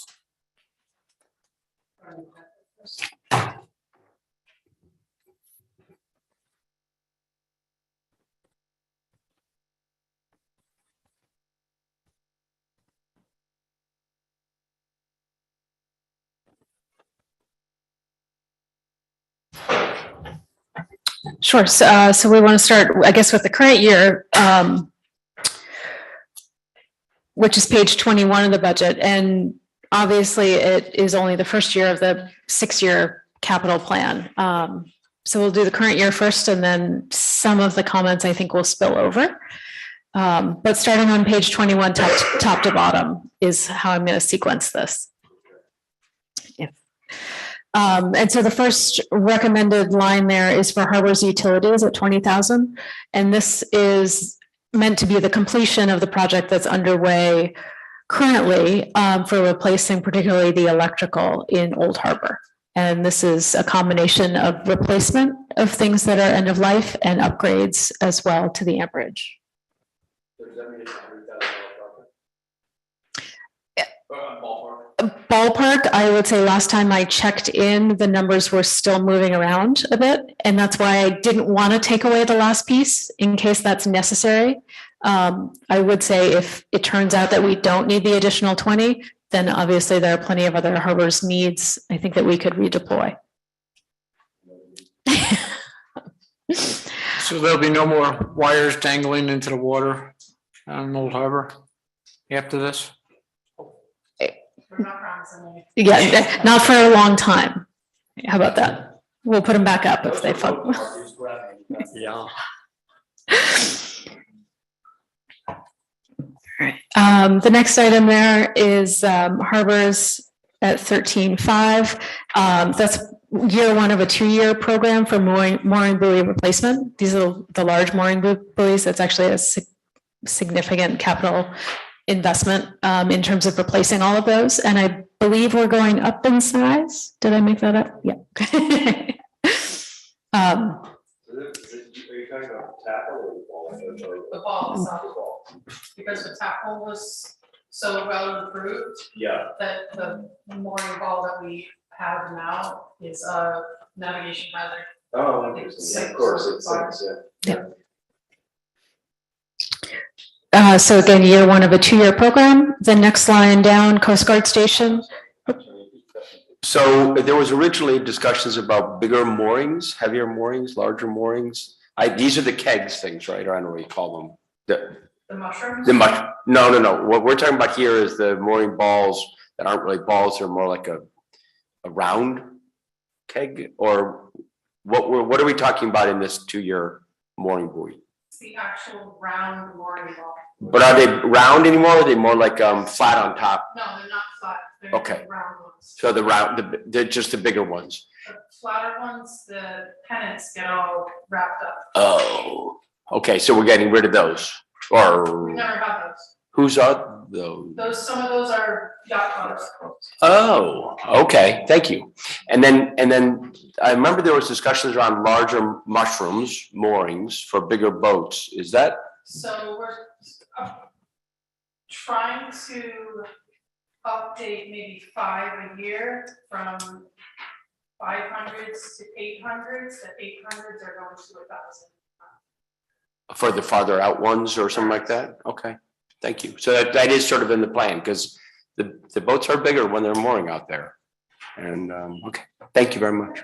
What's, can I ask another Harvard capital question? Yeah. What's the status of the boats? Are they all sort of up and running and doing all the things? Yes.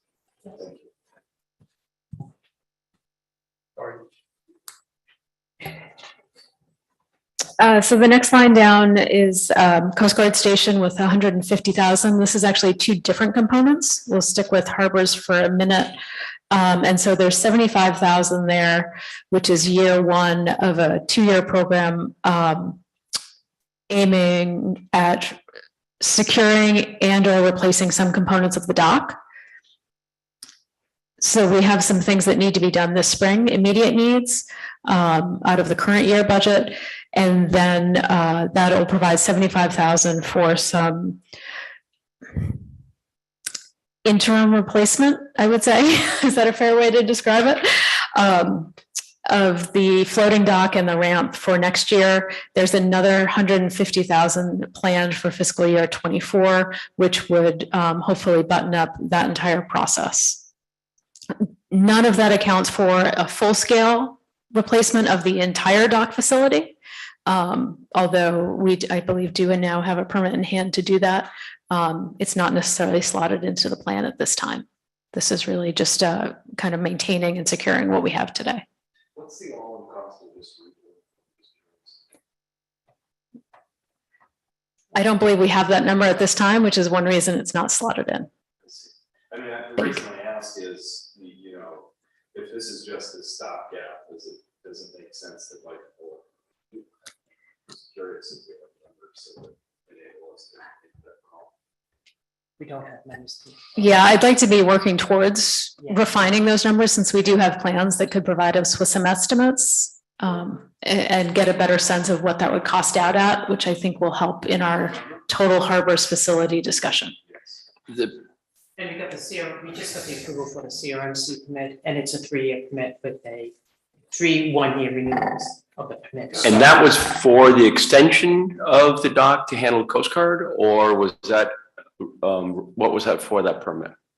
It's the extension and the repairs too. I think it was both. Yeah, I think it was repairs and But extension, also right? the extension, yes. Yeah, so it did increase the footprint of many of the elements, including widening the main pier and then extending in sort of a U shape, I believe, the floating components. Yeah, An L yeah, it shape, was an sorry. L, right, yeah. Yeah. And that, are there still discussions with the Coast Guard about that, or is that not going anywhere? We've had some preliminary discussion, but not in-depth discussions. Okay. I think some of this discussion started prior to my arrival. Oh, absolutely. So And now we got the permit, we have it for 6 years, now it's time to really have those discussions. Thank you. Decide what's best. So all this money is dock or ramp specific? It has nothing to do with the interior of that building? that's coming up in CIP. That's correct. We will talk more about the station house in the capital improvement plan. There are some elements that are slotted for out years relative to the station. But in 23, there is another $75,000 above and beyond the dock, and that's specific to the motor pool. And that's continuing that element that the chief mentioned about making that more of a facility for our seasonal and year-round reserve officers. So we're hoping to get them in there this summer. And then continuing to improve that facility to make it more habitable at the motor pool for our staff there. But none of this no touches the station house yet.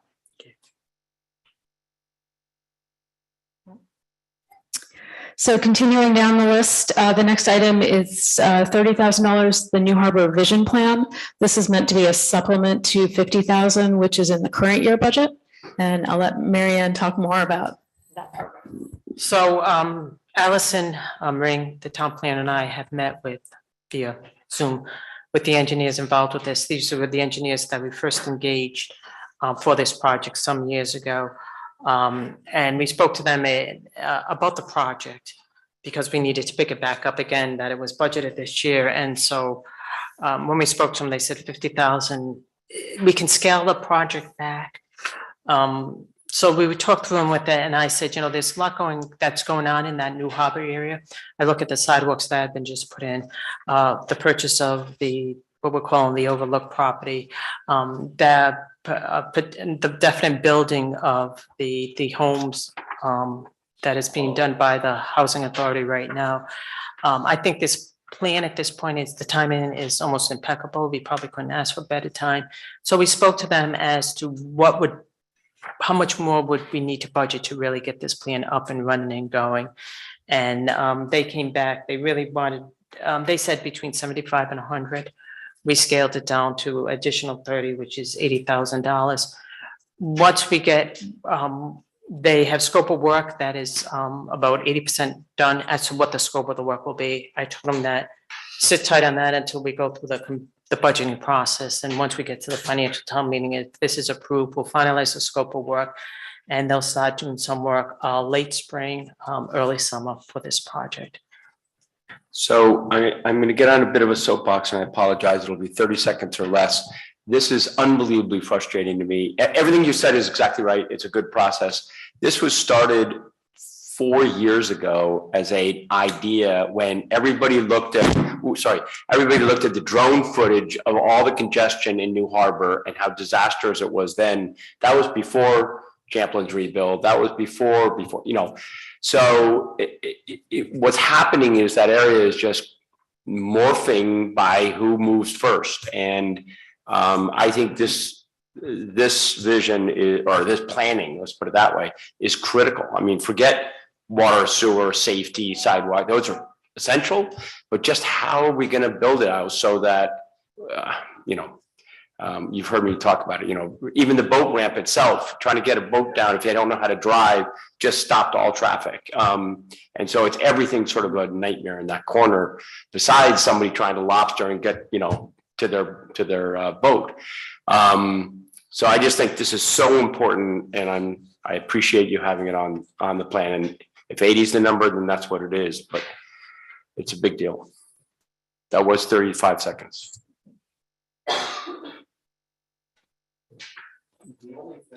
I agree with Sven. I think this is really worth spending money on. I would like to get, when I hear about engineers doing this study, I'm worried that we might lose a bit of the vision piece in that. because I do think sort of, what do we want it to be is an essential part of the conversation as well. And maybe they're doing that, but I just, it's, what it is being imposed on us through lack of planning. And if we're gonna plan, let's plan. So the team involved, they're an engineering company, but they have planners who are part of it. And that's the reason why Allison Ring is actively involved with this. Because when it started, I said, Allison, I need you to run with this with me. You know what I'm saying? Yeah. Yes. And there'll be stakeholders involved. Yeah. Forums and things like that. Good. That's great. All right, continuing down, 34,000 is the recommended amount in support of Heinz Field. And again, that's made up of two different components, 25,000, which is the second year towards drainage and parking, as that plan continues to evolve. And then the replacement, $9,000 of the field shed up there. So two fairly straightforward needs and projects. If there are no questions, we'll move down to 45,000 under police.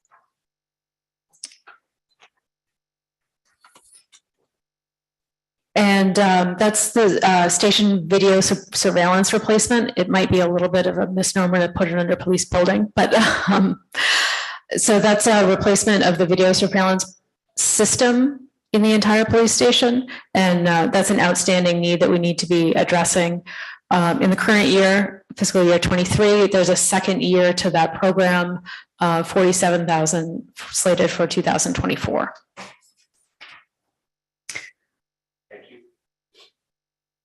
Continuing down, 35,000 under recreation vehicles and equipment is a replacement of the recreation van, which again is reached the end of its life and needs to be replaced since we take a lot of precious cargo around in that.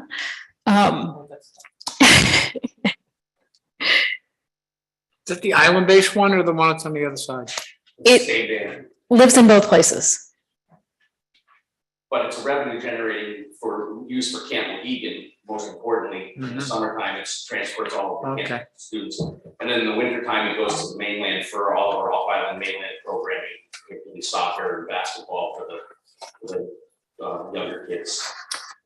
And it also is used as a vehicle for sometimes the high school teams when they can't get a bus. Yeah, To most take our recently, this past year, bus shortage has been a problem for the school, so they've been using our van for transporting the games and things like that. So it's utilized quite a bit. It's not high mileage, but it's old and it's come to the end of its life. The next item down, 33,000 under technology, and this is police technology specifically, an ongoing effort towards the compliance upgrades that need to be done within the police department to support their technology needs above and beyond some of the discretionary items. So this is really getting that entire network safe, healthy, and functional. How much are the body cameras?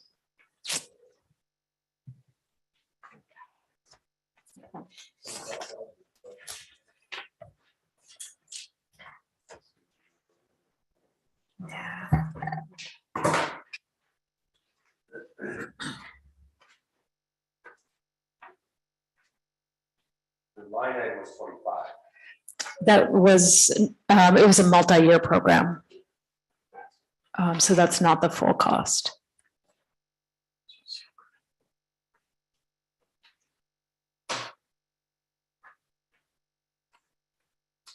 So there's the expense for buying the camera and then the expense for all of the ongoing support and storage and all that kind of stuff. Is that the idea? Data storage. Yeah, so roughly we're looking at about 30,000 for the pure acquisition of 6 of them. But we were still working towards a final annual number for the ongoing support, which is really material. Getting them is easy. Yeah. That's what I figured, Managing the yeah. data and the content and the public access and the Right. redacting and all of those elements are really the costly part. And those numbers are still moving. Okay. If there's anything you want to add. No, and also there may be some grant funding available for these body cams. Right, It's yeah, become a sure. statewide initiative, Sure. so we may see them sooner than later anyway. Yep. When the state police come up. Yeah. The next item down, 50,000 under library HVAC. Again, year one of a multi-year program to stabilize the HVAC system, which I think you heard Kristen talk about how critical that is to maintaining the collection in the building.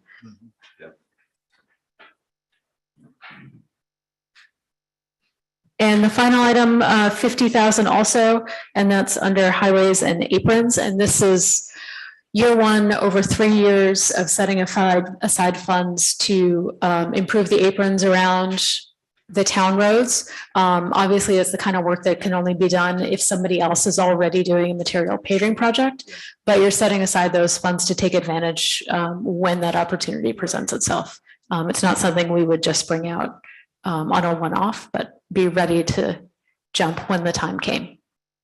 And that's town road specific. Particularly those aprons where dirt roads meet roads, so dirt town roads meet other roads. Pilot Hill would be an example at Mohegan Trail. I think that's one of the highest priorities right now on their list. So I think the next is to go on to CIP, right? But, oh, okay. Are you doing? Yeah, so I know we went down the column recommended. The biggest requested and no recommended was the North Light, which I know is in the CIP budget. So if you have a question before, I want to use that one to sort of enter into the CIP, I guess. We'll go And there my, and first. my big question is, since it was requested for this year, and I remember hearing in a meeting that there was an actual budget that was presented from to the town manager. What's the year-on-year plan, and why not sooner than later? It was, the request that came forward was $250,000, Okay. and we had slated that for next year. It's in 24, in the capital improvement in 24. No, I see it. I see it, but Yeah. basically but it was requested in 23, right? And so you're pushing it back, and it's not a better or good, it's a statement.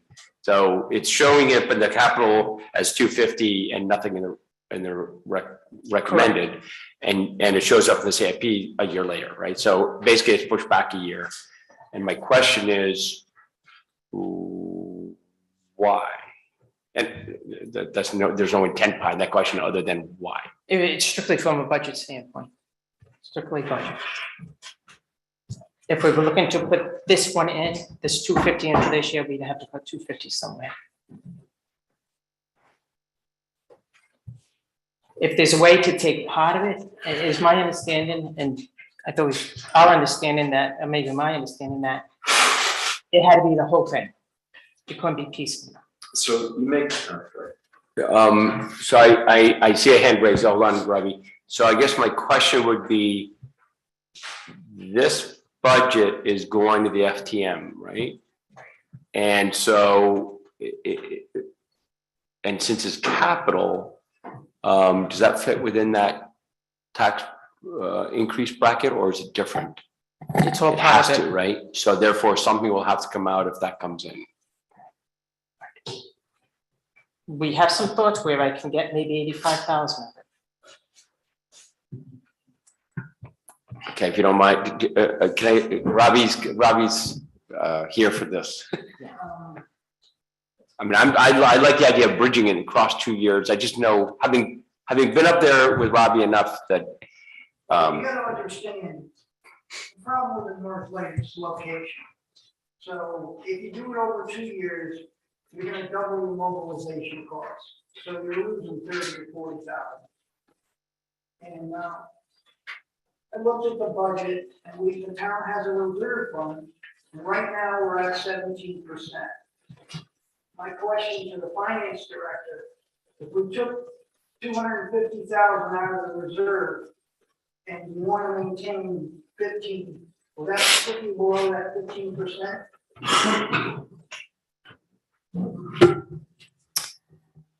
I don't have that answer off the top of my head, but probably more important is the fact that the town has an adopted policy that says our target range is 15 to 20%. And only once we have exceeded 20% can we use our reserves, and then it spells out the criteria under which we can use those reserves, but we haven't hit that threshold yet. So it's not appropriate at this time. You know, I'm just thinking of you people long term. This really doesn't make a difference to me because I'm on my way out. And, you know, if the money isn't there, the money isn't there. And, you know, I'll just go on to other things. It's unfortunate. I didn't start this RSC. It started long before I got involved in it. And we sweat and picked our way through it. And as I pointed out on numerous occasions, that the state and federal government have more money than the town. And, you know, the most disheartening thing now is from talking to Mary Ann, you got the same reluctance Mark Tilson got when he wanted to retire. And the town kept pushing him out. He kept saying, look, I really want to go. And I've been doing this for 5 years now. And so it's not like this is new. This has been going on. And the disheartening part of it is that our government looks at it as just a big, oh, geez, why do we do that? You know, instead of looking at it as an opportunity. I see a lot of opportunities. You know, we're talking about a $17.5 million budget. And I just, essentially all it takes is the will to do it. Amy's savvy. I'm not gonna argue with her about the numbers, and she knows what the law is. But it's up to you to tell the town manager and the finance director to prioritize the North Lake. I'm willing to make concessions, but it starts with you, sitting up there. You saw what we're dealing with. I have a board that's disheartened as much as I am, and 2 of them are 80s, and the rest of us are in our 60s. You know, it's just disheartening.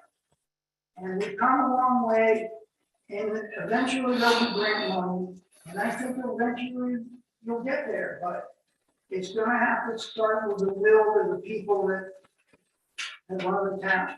Because you can't, it's not realistic to expect volunteers. Now, I know I'm a member of the fire department as well, and they're frustrated as well. So do what you gotta do, and I'll react accordingly. Robbie, I agree with you. It should not be done incrementally or in 2 stages. My question is delaying it a year penny wise and dollar foolish? Or can you wait for that $250,000 another year? Just because it's in the budget doesn't mean I'm gonna get it next year. Something will come up and, you know, I've been doing this for 30 years. I know what it's like to go to budget hearings. And you know, life gets in the way. I understand that. COVID really threw a wrench in everything. But, you know, I think it's foolish to get this close. I just wanted to be able to walk away and say, I left you with a weather-tight building out of the road. I've trained people that, you know, I'm just getting my office, you know. But I can train someone from the town to get it done. So you make your decision. I mean, honestly, what I would like you to do is let me take it to the people. And I've always said, if I have the community support, I would stay on. And so that's the choice. And that's all I'm asking for. Rob, you'd have to train several people to do the job that you do, Robbie. That was why I asked a little bit about the FPM, because obviously if it goes to the people at the FPM, and I hear you, I got it. Then we have to figure out what would go because of that cap limits, right? And so, and I know the fire department, I'm pretty sure I know that the fire department's gonna have very similar argument, frustration, passion, and I say that with absolute respect. So I think from my point of view, I wouldn't have brought it up before, if I didn't think this was really important. And I think it's an icon that we have for many, many years of used as maybe a community, and thank God you've been there because you kept it standing and fixed and generators running. This is near and dear to me. Let's see where it goes in the budget, but thank you. Do we have any sense of what federal money is available for this kind of work? I can tell you what grants are available, but the thing with it is, a lot of this is maintenance, you don't get grants for that. Okay. You know, there's a Save America's Treasures grant. And we would be eligible, because I went and worked with the state, to be eligible for that grant, it has to have national significance. So I contacted the state, and I have a letter from them, in their opinion, the North Light has a national significance because it's a prototype of that design. And it was built to mark the entrance to Long Island Sound. So there is money, but that's years out.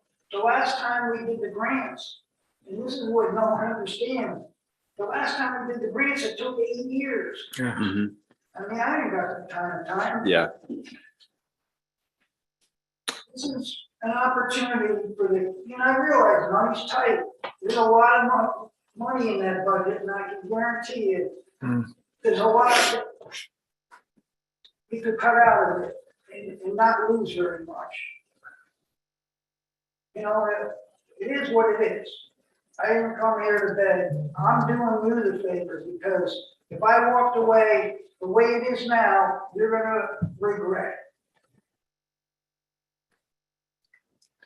Didn't we talk about potential revenue from the wind farms? The wind farms that are proposed out there too, might be a revenue source.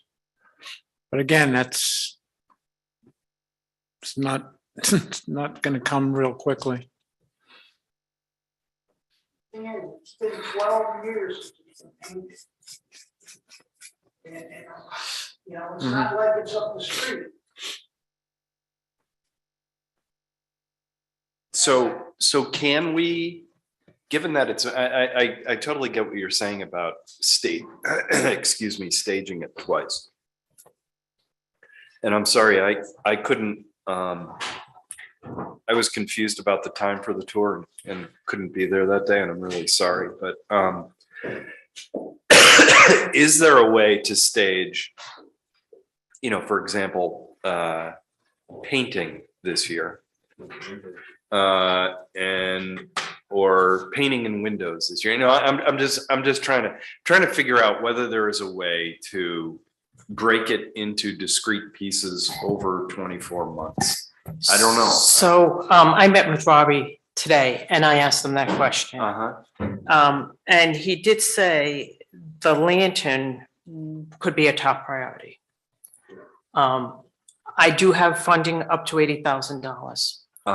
But that means reducing something in the capital already.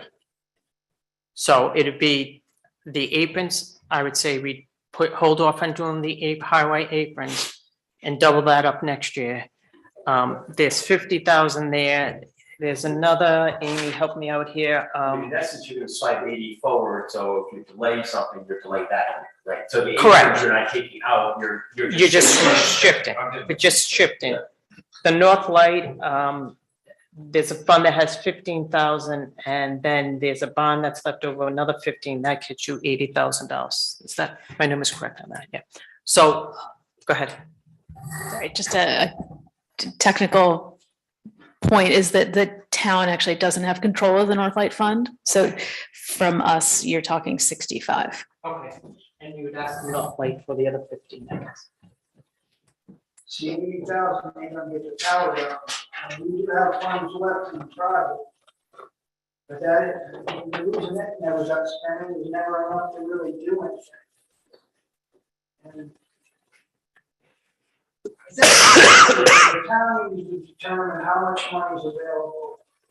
And the commission will look at it and, you know, I mean, obviously we'll take anything you're willing to give us, but I can't speak for the whole commission, right? But I guess the question would be, Robbie, if you two talked and the light sort of priority is that 100 of the 250? Is it not, and you don't have to answer it right now, but I think that's the work of a couple of weeks to try and iron out, like if we were to shift some dollars, to Keith's point, can there be a discrete amount of work, understanding that there's gonna be trucks going back and forth now twice, so that it's less efficient, but we get something going. I think we need about 120 for the winter. And, you know, the whole thing with this, I haven't even developed the plans or specifications. So, you know, these are just picking numbers out of the air. I think I can modify it and cut out things, but that's the point of this isn't just maintenance. There was sufficient work that was done, and there was issues with updating things, so it's not maintenance.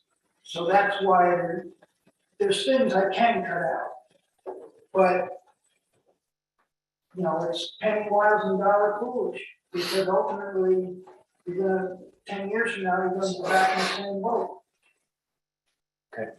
Let's. I can give the vendor a call. Yeah, let's. I think we should explore it. It's not any detail. Okay. So I want to explore it, and Demonstrated support. but I think we're gonna have the same discussion about it. Yes. We can take a 30-second break, 1 minute break. A 1 minute break, and then we'll get into the CIP budget, right? And I think, just to be fair, we can start with fire, if you don't mind, just because they've been waiting the whole time. And Mark. Pennywise, pound foolish. Now it's got two people saying Pennywise, dollar foolish. That just doesn't work.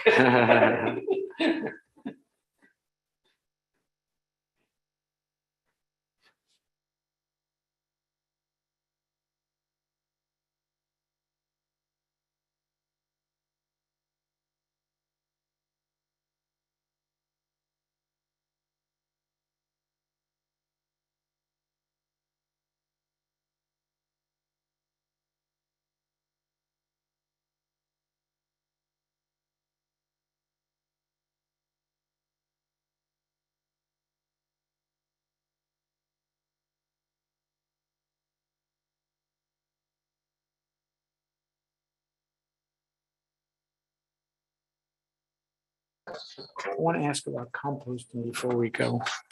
Can we do that when we get to the, in the CIP? Let's do it then. All right, But we we'll. don't even know if it's going to go there. If it's No, but- more than likely will, but okay. Okay, If you let's want to take say, that. So before we move in, I know we sort of moved into the CIP budget, Keith, you were out of the room. I have sent a note to Mary Ann, just my personal reflections, and Mark and you weigh in, and Keith and you and others too. My feeling is that I actually personally like how the budget's done with wages being one line item and a roll up, and I just think that that is what the department is. That is what they have. I think it's been a very quick transition to do that. And my recommendation would be for a little bit of transparency, or a lot of transparency, a lot of just clarifying as we start to really talk about, well, this includes part of, Allison, or that includes, a little bit how it's broken. So my suggestion was that we step back a little bit and break out the key elements of wages. So if it's, you know, a director and seasonal staff, or director, seasonal staff, and part-time, whatever we sort of had before, just stepping back a little bit so that everybody can get a handle on what's happening in town hall, where are roll-ups, you know, police chief's getting some things from here. So I just asked Marianne to do that, and I didn't know if you guys had a reflection or thoughts, and really asking how you want to do it. Because right now it's rolled up, and it will stay that way unless we ask to have it broken back out. I think it's going to be the inevitable question from somebody at town financial meeting. Tell us just what he or she makes. So I understand what you're saying. My opinion on it is that it should remain broken out. I don't like the roll up. I think it is in a time in our culture where people are demanding more transparency, it feels like less transparency. And so that, you know, that's sort of that's agreeing on my next year, opinion. you know, where the future is where. Yeah, I mean, look, we're all public officials. The public is paying us. And I think that they're well within their rights to see what we make. I signed my ethics and saying I was a volunteer. So I guess what I'm hearing is, oh, good. Yeah. As I said, Tommy. I hope you don't mind, so. No, as I said to Amy, I'm not going to die on this mountain and this issue. However, with that said, I would like to stick with my recommendation because, and just let me tell you this. When you unroll it, it's about 10 people's salary that is listed individually. We have about 100 to 115 employees, so just 10% of the employees. I mean, when I say 115, I'm thinking town and school. It's just those 10 people that your salaries are out there, and they're all town employees. So I just offer that to the council, that it's 10 employees, which makes up about 10% of the population of all the employees. I'm not in trouble with that. Yeah, I'm not in trouble, but it's also more from a percent of compensation. So forget the school for the moment, but. By the way, I tend to look at them and think people aren't making enough. And I actually think it'll justify things, especially then when, you know, people like Manny are higher than the Narragansett. So I say that. So I guess, I know Andre's not here, Mark's not here, but my preference, and if you guys agree, it would be to step back to, in essence, what we did last year, which was the directors are the heads of, like you had last year, right? Seasonal, et cetera, No or, problem. okay. Like I said, it's not on the day. And I'm gonna, so, you agree? Yeah, if not, then be prepared to be asked. Yeah, I'd rather Yeah. keep their obviously. Yeah. You guys cool? Thank you very much. Don't agree, cool. Don't agree, cool. Perfect. I'm not gonna die. Nor, CIP budget. Can we do fire first, only because he's got this sitting back. Sure. So that's going to be on page 2 of the capital improvement plan, which is going to look like that for anyone. Do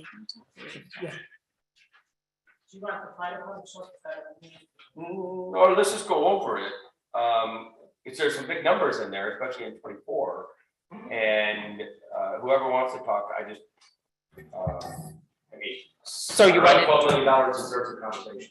Okay, sure. So as you know, we budgeted in for the fiscal year 22. Let me just say something, let me back up and say something. I know you want to get to the fire department, but let me say something just in general about the capital improvement budget. This budget, like I've said before that, it's a planning document, it's a living document, and it's subject to changes as we go through the years. This is one particular area that Amy and I have really been concentrating and focusing on with our department heads, and really starting to work with them and say, we need a plan in place. So we don't have any surprises coming up that gee, we didn't know we needed this replacement fire truck or something like that. Let's start thinking long-term. Let's start thinking 5 or 6 years out. Some of the numbers have gotten much bigger than what they were in previous years, which I think is good. Good. I think it's It's good real. because It's real. it is real. And like I said, it's subject to change as we go along. So regarding the fire department, they did repurpose retrofit. We had a $1.3 million from last year. So this is the beginning of some of the cycle that you're going to start seeing forward. And that was approved at the bond at the financial town meeting last year. And the truck replacement engine has been ordered. Then, as you know, we are currently looking at a piece of land that we hope to purchase for the highway bond facility. Originally, we had $8 million budgeted or proposed budgeted in the 23 budget, but since we're looking to get the property, we'll spend a year designing and coming up with a plan and moving that forward. So we moved that $8 million to fiscal 24. There's also a couple of, I'm sorry, The 400 is acquisition. correct, a property. Right. And some planning, some Just the acquisition of the property. thank you, sorry. Yeah, and then the planning and architectural work will work with the fire department to see if that they can fund that. And then the $8 million that you see in the following year, hopefully we'll get that number firmed up a little bit over the next fiscal year. And that's the new fire facility. The facility we have now is in need of an upgrade. It served the community phenomenal, and I'll just leave it at that. And I'm looking at this to be a really a public safety facility. There'll be housing with it. We talked about housing for the volunteers and things of that nature. And then in the out years, you see some of the equipment replacement that will take place over the out years. Like I said, the out years, 23 and 24 is pretty definite. You know, if we're moving forward with buying a piece of property, that you definitely will see a a public safety facility. And then in the out years, we'll start looking to replace some of the equipment that they have and put it in our new facility. So.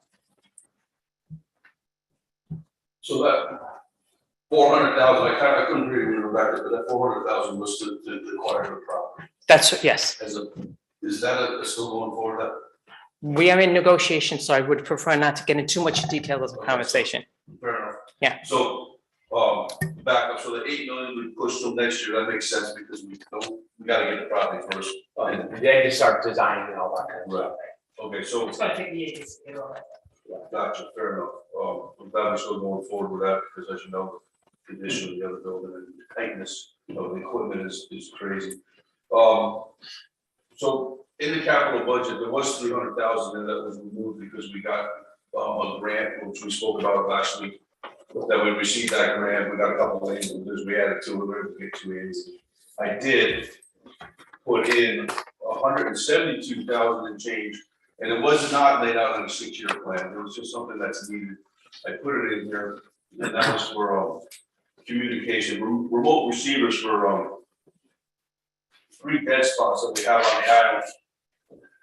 That you got your Gracie's, Dory's, Dunamis, the Bluffs, and then down the school area. And then down on Corneck Road, Bushlot Hill, where we had many really bad accidents down there, and there's no comms in any of these areas. We have a system that's in place that was put in 2016. It really works really well for us. We just want to finish it off and try to get rid of these areas. Not only affect us, but highways, power company, whoever's using the system, it affects, okay? More importantly, on first responders, fire department, et cetera, if we should have an incident, a house fire or something. In this area, I have no comms going to the antenna and back, so if we had an urgent message or a mayday or something like that, it might not be heard. There's a fix to this.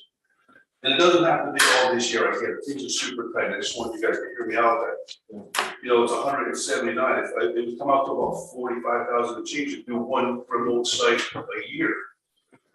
You know, and that would help finish this off. It's a very good system. We have, I think there was a grant, federal grant of 75,000 maybe. And I think the department's put in at least 75 to 100,000 into the system also. So what is it? Is it an antenna?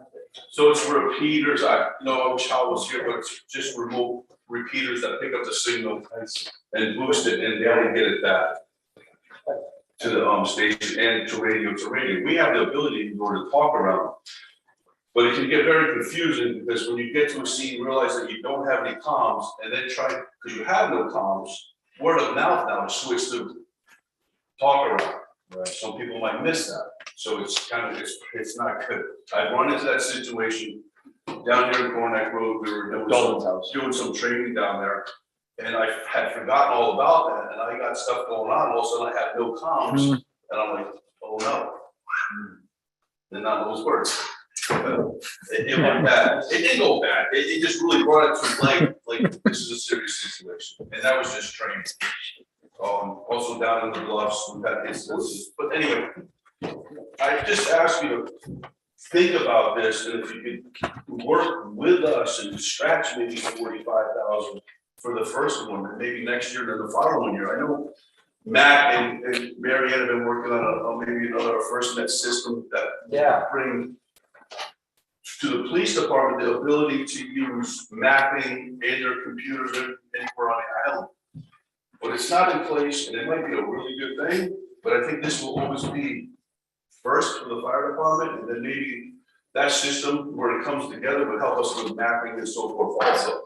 So I But I don't know enough about it. I'm told that like else. I don't know enough about what they know about it, but I know this works. And we got money, taxpayer money, grant money, and everything into the system that is proven to be reliable for us. So, and Mary Ann, you or Matt may have talked about this and others. It seems in a small community like this to a bit unique, I'll use that word, to have two systems in parallel that somehow we're not leveraging one of them, right? And why would we have, in essence, two duplicate systems? They aren't duplicates, I understand, they're very different, but they are serving the same purpose, making sure we have communications to our safety around the island. And we all definitely know the dead spots. We got them, or at least many of them. It would seem to me that somewhere between the fire department and the police department, there's a discord, or there's just total disagreement as to how to approach this. And only because I'm looking at two different systems. Is that wrong or right? I wouldn't say it's a disagreement or discord. Yeah, I agree with you. Yeah, I wouldn't say that. Okay, then why is there budget for two or different systems? Please. So that's a very good question, and it's a question we're addressing. I mean, you know, you got a new chief on board, you got a new town manager on board, you had stuff that had been in place for a number of years, and it was not working as it. And honestly, I think the fire department had to move forward for years and started doing things. And now my question is, what's the best and how do we have one that when we're going to maintain it, we're going to put money into it, that we're actually, and I don't mean this in any disrespect to anybody, that we do it right and we do it once and we do it one maintenance every year. And again, it's not any disrespect, but I'd love to know what the plan is. And I don't know. We don't have a definitive plan at this point. There is a lot of discussion going on in that. So I know you want to hear about what the plan is. We don't have. And is everybody at the table? Is how I at the think so, table? yeah, I was at the table, yeah. Or at least- talking to Matt several Or at least times. fire and police, and let's get that out, and rescue, excuse me. I had the same question when I was looking at the police budget. I was sort of like, Well, exactly. wait a second, weren't we just talking about this? Yeah. And the one of the questions I had, one sec, because I'll forget. Is there, and I don't expect you to know the answer to this, because if it's house areas expertise, but is there a temporary repeater system that we could use, you know, sort of on an emergency basis? Not that I know. Not that, you know. I think a lot of Matt's is a lot to do with his computers. I'm not I'm not sure, but that's what I get from what we're gonna talk about here today, is that a lot of his stuff and what the police need are a little different from what fire and rescue. When you're going out to search it, you're not gonna take your computer with you. Right. You need your handheld. And He has spoken about devices that they have several different devices, from telephone, your portable phone, to maybe two-way radios, but I don't know, I haven't seen them. I know what we use are they won't cause an explosion, they'll take extreme heat. Right. They'll take water, they'll take abuse inside a building, they're loud enough where I can hear it. You know, it's proven, and I'm not resistant to change at all by any means. What he may be working on, he proven 2 years down the road, which is great, but in the meantime, I still got this monkey. Sure. You know? And real, you know, we know the operating budget discussion we had the other day, that's gonna continue, that's a whole different subject, right? But it just seems analytically to me, and shoot me later if you want, but it seems in a tight budget, in a tight year, it's hard to move forward on spending $45,000 when I'm not even sure I'm at the right table. And that's no disrespect. And so I guess my druthers, if I had a crystal ball, would be, honestly, put any spending, let's figure out the plan. We're not recreating the wheel. A lot of towns are dealing with this. Every fire department has to make sure if it gets too hot, it doesn't blow up. And unfortunately, towns have learned the hard way, right?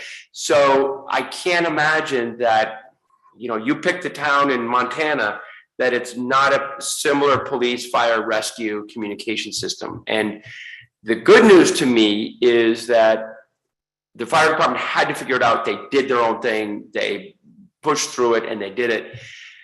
Now, if there's a way to have a more inclusive system, it's hard for me to spend the 45. That's my personal feeling. And it's just like, now, if everybody at the table is like, look, we should spend that, and then we'll have a duplicate system, and that's the thing we want.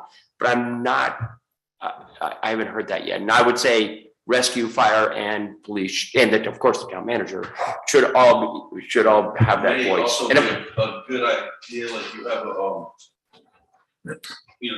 you have one system that works good, and you have a backup system. So if something goes down, cell service or whatever it may be, goes down, you always have, you know. Yeah, backup systems are critical. You have them.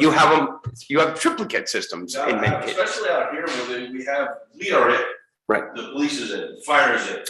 That's, it's the community is it. We're here. We're locked into this place many times without getting out. Right. Or no one's coming in. So we have to make sure everything is better than they have in some places. So I guess I'm speaking for myself here and let others speak. I just would love to hear from the community, the safety community, what's the plan? Right. And I mean that all three of you, and that would be with the town manager, of course.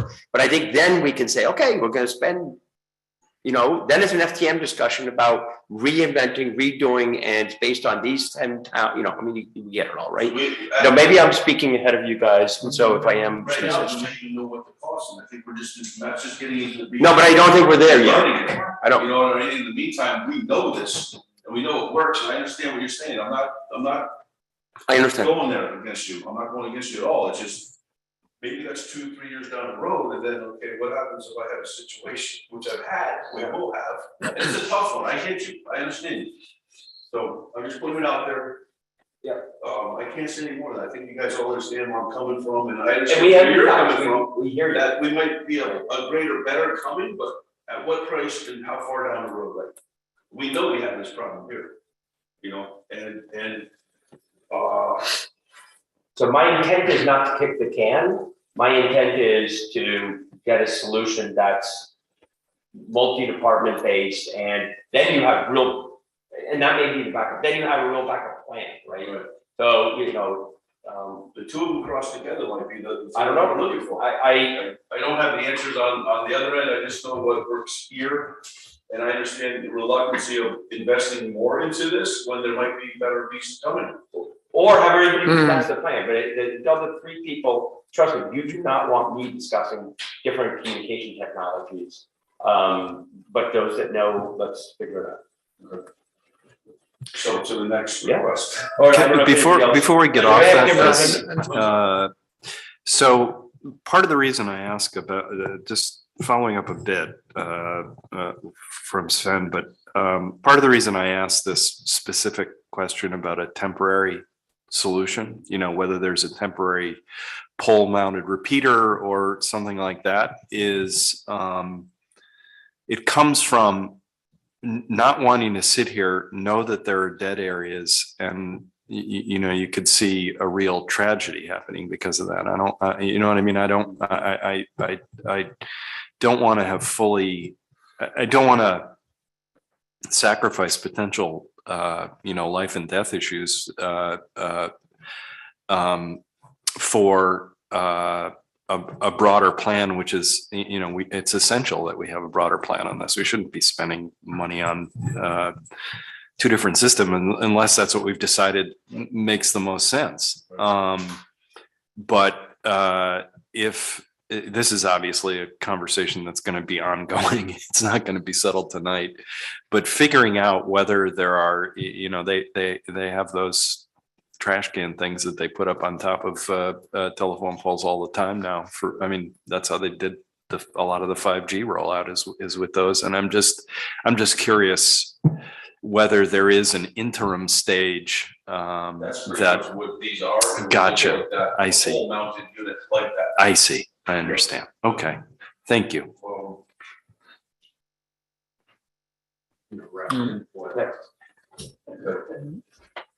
And then the other thing we did have on, I believe was on the long term, was fire protection equipment plan. And 10 cents a turnout here, and new air pack bottles, and 10 Scott air packs, right, to bring our bank of bottles up. We're at 41 right now, so we'll bring us up an extra 10, and we have 17 packs. And another 10 would bring us up to better. We've had fires where all the packs have been used, and some people have not been able to. Well, that's the only fire down there by the pond. The wind was going that way. We had people on the supplying the water to us. Their seal levels got low. They got compromised down there where they had some packs to put on. They would have been in that position. But again, we're at, it's another $140,000 request. Is that the 160 that we're putting in 24? Okay. That's, So no, I mean, so you put in 24. We're supposed to have 2 sets a year. We don't have that luxury. So the core group of us is about 6 of us maybe that have 2 sets a year. Yep. Problem is when you're supposed to get this stuff off, you're supposed to get hose down, get it off, bag it, wash it. We have, our unit takes about 12 hours of turnouts to get cleaned and pumped. So, and then we have some junior members. There's 4 junior members that'll be coming out of their probation status, and then we need proper gear, and there's 3 other members that worn out here. So it's just stuff that is needed. I get it. is that so that's the 160 that you see in 2024, I believe, right? Correct. And I'm making sure I'm listening. Are you lobbying for that to be next year, or is it a year away? It sounds like it's gonna be next year. No, well, I would like to see it this year. that's where it is The whole now. So capital- are you, The whole capital budget was just, I won't say removed, it was pushed forward. So, well, the 400 is. Was the right property. yeah. Not safety. I got it. It gets there. Is there, again, a little bit to the North Lake competition, is there any way to, if that was 10 bottles plus 6 pieces of equipment, can we split it? I'm just figuring out the ways. Yeah, absolutely. I mean, if you can give me 5 bottles and 5 sets of gear and 5 air packs or whatever, beautiful. We can break this down even to just 5, however, you guys have to figure out the. Well, that's what I'm asking. So it's not 160 or done. It's, Right. we could do it 40 for whatever. You have this year, not next year. You know, definitely, anything, I understand. I'd like to sit here and pound my fist on the table and say, I have to have it. You know I need it. I wouldn't be here if I didn't need it. I wouldn't be asking for it. yeah, if we could figure a way, let's push it, great, we do this, yeah, great. You know what I mean? If you can't, it's understood, No, I mean, I think that's, at least move money around or figure it out from the CIP capital point of view. If there is anything, you voice it pretty quickly. Okay. That's very helpful. Thank you. Thank you guys, thanks for your time. And by the way, operating discussions is totally different. Never had it yet, Right, yeah. so. Yep. Any other comments? Amy, any other comments? Okay. All right, thank you. Thank you. Thank you. We'll continue to move forward. Thank you guys for all the help you do.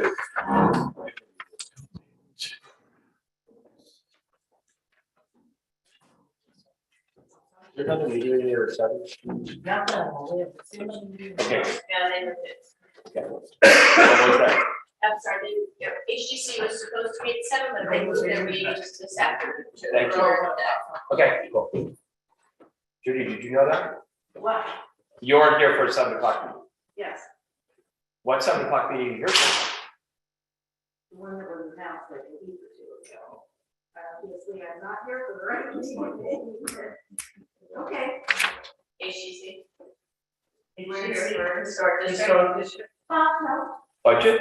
budget. No, this is the only one that. Yeah, it was a 4 o'clock. What is that? Oh. There's a public hearing. You'll catch it for the last 15 There's minutes. a public hearing on third reading. Oh, well, that's what I really want to be for. Wednesday. Wednesday. Okay, talk to Millie if you'd like to know anything about meetings, not me. I know that Wednesday is at 4. No, it's at Today was 7. at 4, Wednesdays at 7. Oh, okay, obviously I'm full. Millie has the knowledge. Thank you. Sorry, All right, okay. this is the best kind of meeting to have. I didn't check. Sorry about that. Thank you, guys. We're gonna do this in 15 minutes.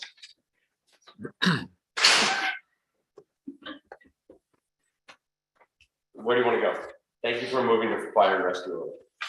Sure. Yeah, I guess moving in the same vein then, should we slide down the page to harbors? Sure. Oh, yeah, of course. Yes, yes. Excuse me. Sorry. And obviously Kate and Marianne will interrupt, but we spoke about the Old Harbor utilities at 20,000. So we'll move down to the next line, the Old Harbor bulkhead. And this is a little bit of planning first, but the idea here is that it actually dovetails with Public Works of shoring up the bulkhead of the south dock potentially in order to facilitate the offloading of barges. Private use, town use, improve our access. No more conveyor belts going out the over. And make sure our assets can support that. Yeah, just so you know, I did ask at least, but under state, and that was pretty quickly shut down. So, yeah. And then the next line down, the hospitality center. In it 2024, obviously, that's another conversation that's been out there for a number of years and probably needs to be looked at again. So at this point, I'm not sure that 350 is still necessarily a valid number, but it's a valid discussion point of that facility. And Yeah, maybe another day, Mary Ann, I don't know how up to speed you are and where those discussions were 2 years ago, but 3 years ago, they sort of fell off the rails with COVID and that's in the London thing, so we should rekindle those soon, because they were pretty positive on things. So, cool.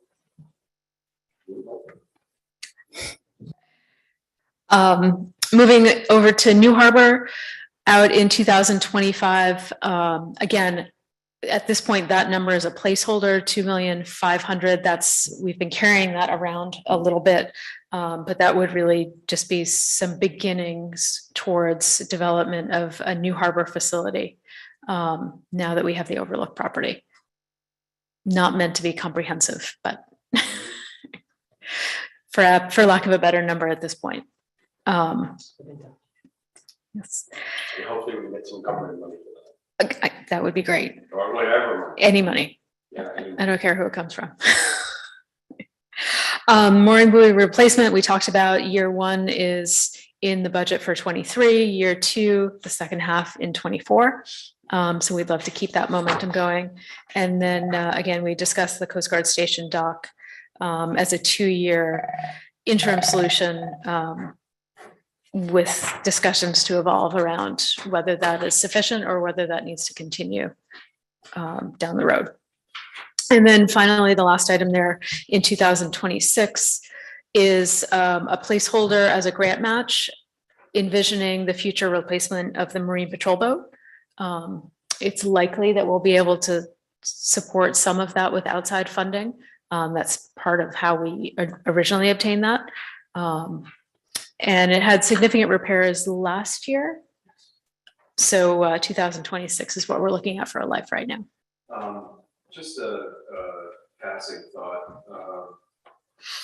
We had, was it 3 years ago? There was a boat that burned the water line. Right, and I wonder whether planning for this we're contemplating something that has a secondary use as fire.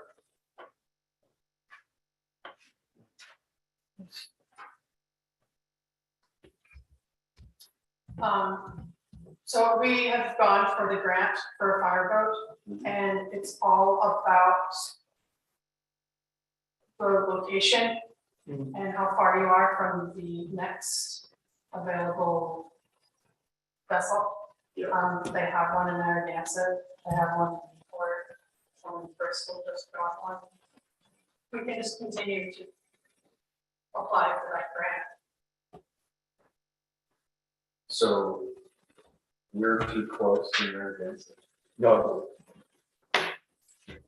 That was my understanding the last time we applied. But Newport and Bristol weren't.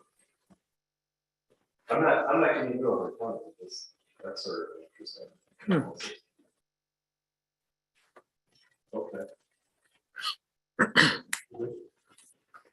Well, yeah, good is good. Be on that one? Okay. Welcome to 7.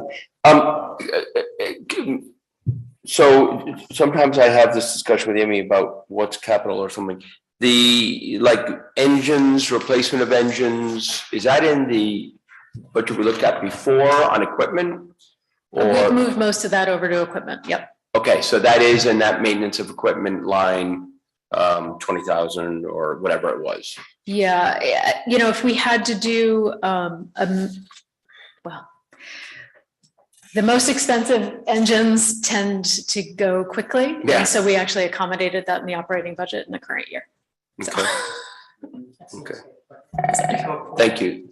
So from an equipment point of view, I know Keith asked it before, but boats, engines, all that covered in operating versus the big boat, which is way out. Yeah, I'd probably say the only thing that's not slated in here would be replacement of, say, a pump out boat. And that's because generally we're able to secure grant funding for those. So there's less of a reliance on the capital plan for funding. We should probably include it for completeness, but.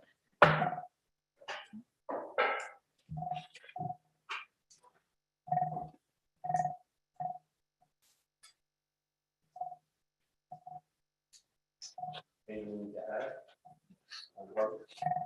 Questions? Thank you.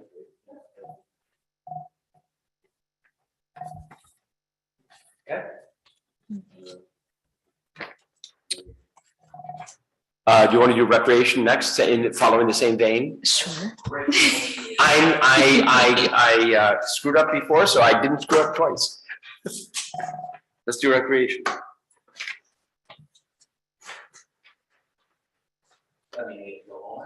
No.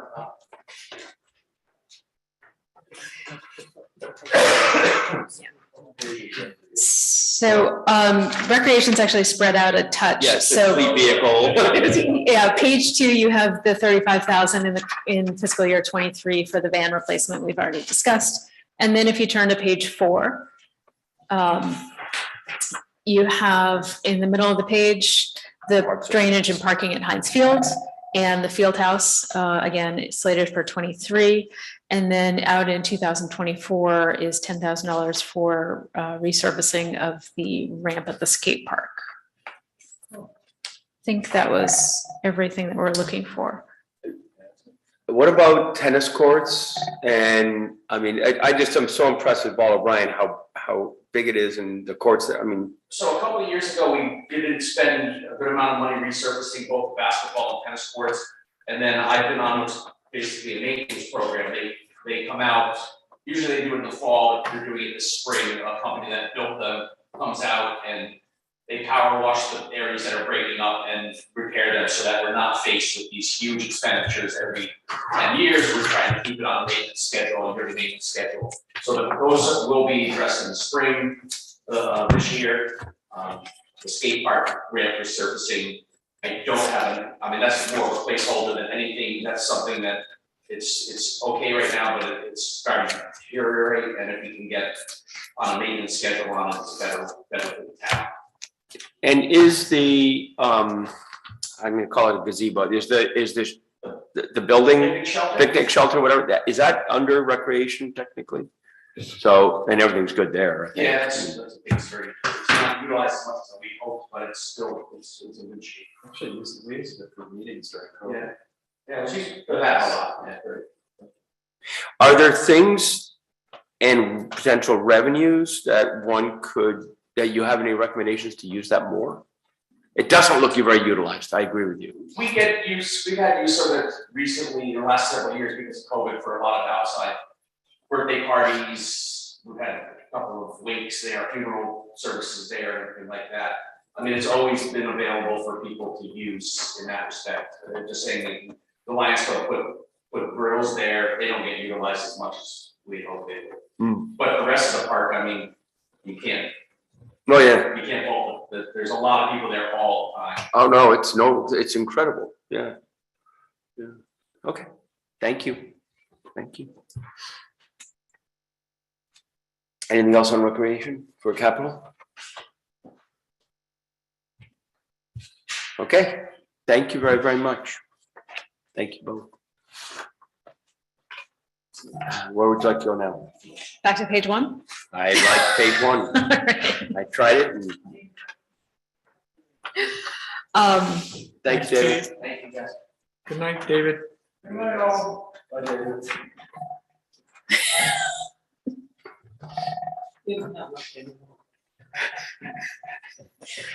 We're still on YouTube and still on Zoom, yes? Yes, There's hundreds of people.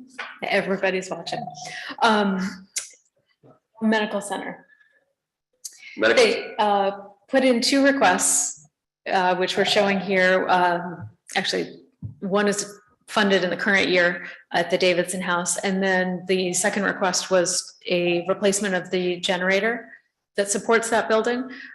Given the timing relative to the renovation, we've actually slid that out to 24 so that in theory it supports the new building. I do think that they have gone back and will be sharpening their pencils on their future capital program. So I expect that to fill out with next year's round. In terms of the Coast Guard station. I'm sorry, this just hit me and I don't know why it didn't hit me before. In the future, is there a way to have like a 5 or 3 year CAGR spending what we've done in the past? And maybe we haven't categorized things well enough historically, so we can't do it. But I'm looking at the medical center because I'm like, what have they spent in the past? I mean, this seems unbelievably low. So is there a sudden drop or whatever? So thinking next year, future, it would be great to have a growth spending, a spending rate. Yeah. Of some nature, some find concept. something. Yeah, you don't know what I'm getting at. You Yep. know what I'm getting at. Sorry to interrupt. So the station house is really the big item here. Again, that's a plan that has been picked up and put down and picked up and put down. And so what you have in front of you is a program for a facilities study and concept in 2024 with again, the start of something in 2025. The longer that goes, the bigger the potential number will need to be. Disrepair and everything. At yeah. this point, securing that facility is becoming a key priority. Yeah, And you're not going to be able to buy much more than that, if that. right. And I mean, this of course plays into all the housing conversation that's been going on. And, I'm wondering whether at least some of that planning could be moved into this fiscal year, just because we want to have access. If, as we all feel, we need to get a sense of what it is we actually need, including, for example, you say so compellingly, the teachers that we may have to house and that sort of thing. Is there a way to put some of the planning for that building, which has been neglected for so long, on more of a, we're going to be doing some of that planning this year so that we are hitting the ground running, because I think we may want to do that sooner rather than later.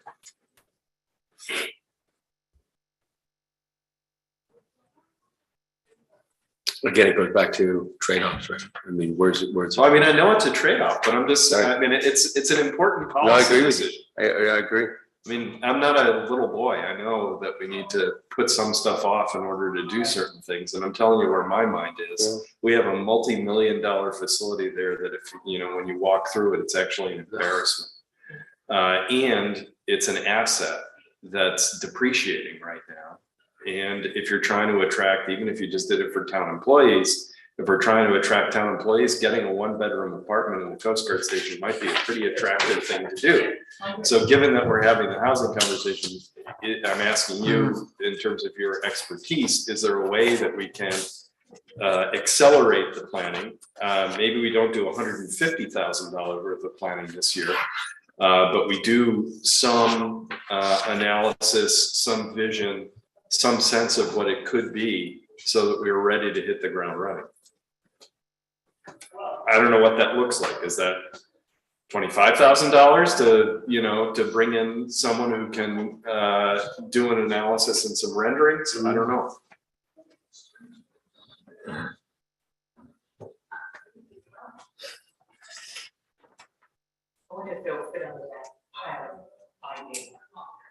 Well, it might, I mean, it might. Between that and, the other stuff we've talked about, that it seems to me we have an asset, we have a need.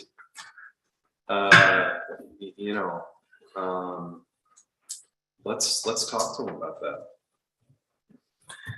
This has been so much on, and I know you and Matt have talked about housing there, or at least I understand you guys have talked about it. I don't have any idea what the discussions have been and what the plans are. I pushed so hard for this to be more of an academic institution. I pushed it for many things and spent a lot of time on it.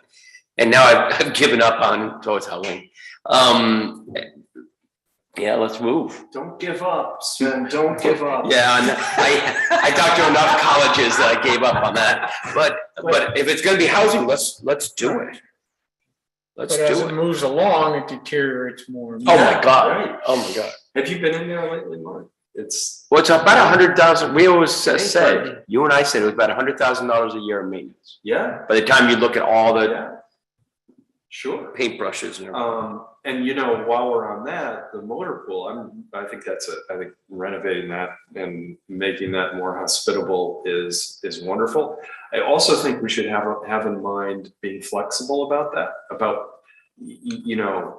how do you configure that so that if, for example, we built a new police facility in several years that had barracks in it, how could you redeploy the motor pool? That housing there. I think that's, Yep. When we have built assets, I think we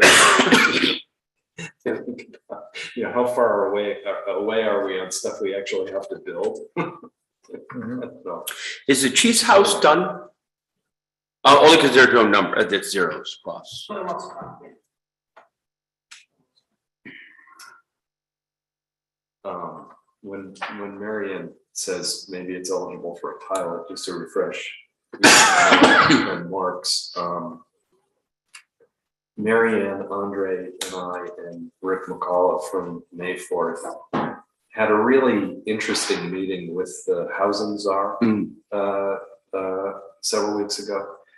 And one of the things he said repeatedly to us is, we are open to pilot programs.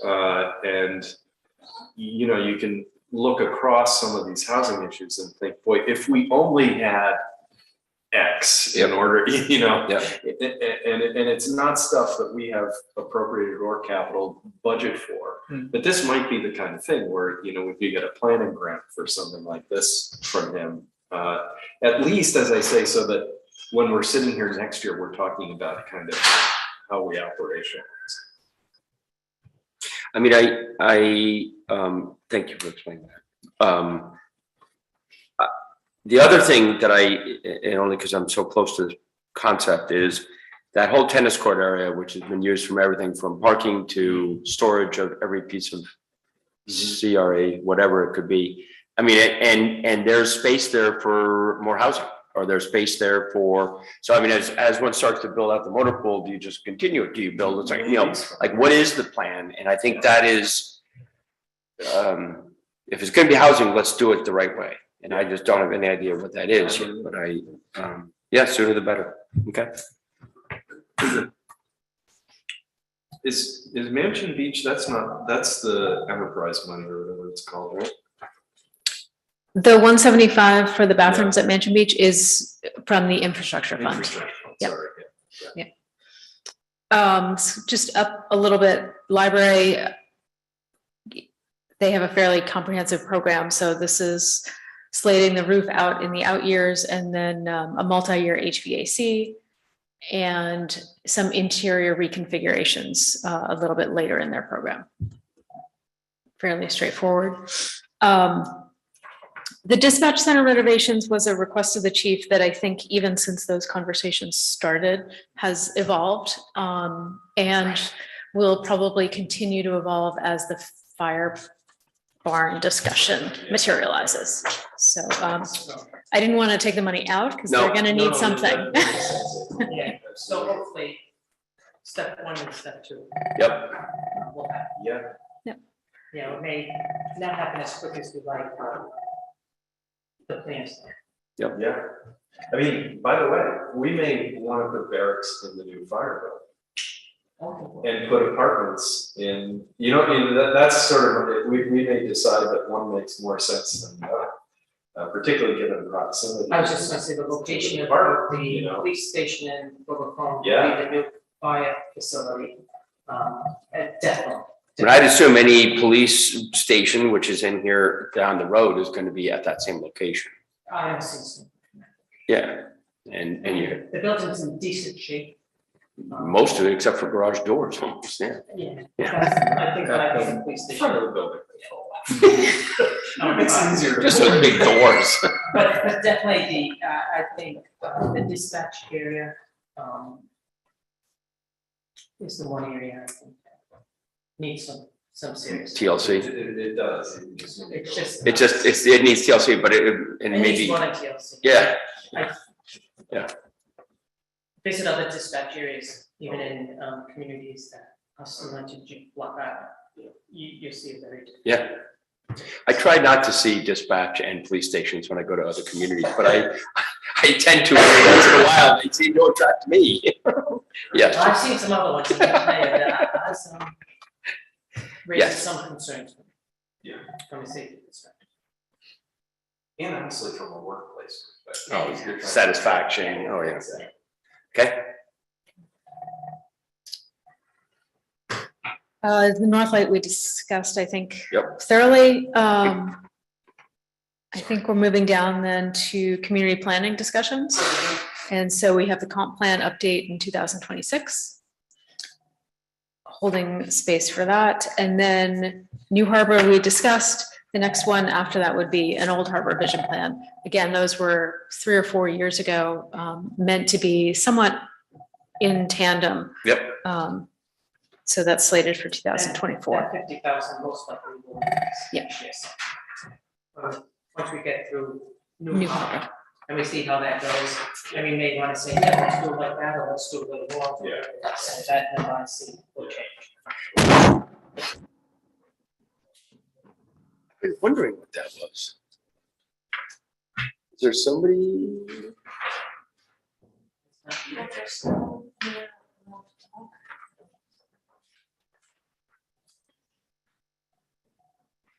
I'm wondering, Amy, and Marianne, is, the town employee housing initiative, which is right now all zeros. And I know there's other things coming up in a minute. Should we just remove that, or is it there for a reason, or should we build it up? I mean, there's enough discussion. Should we have things in the outer years as we think about town?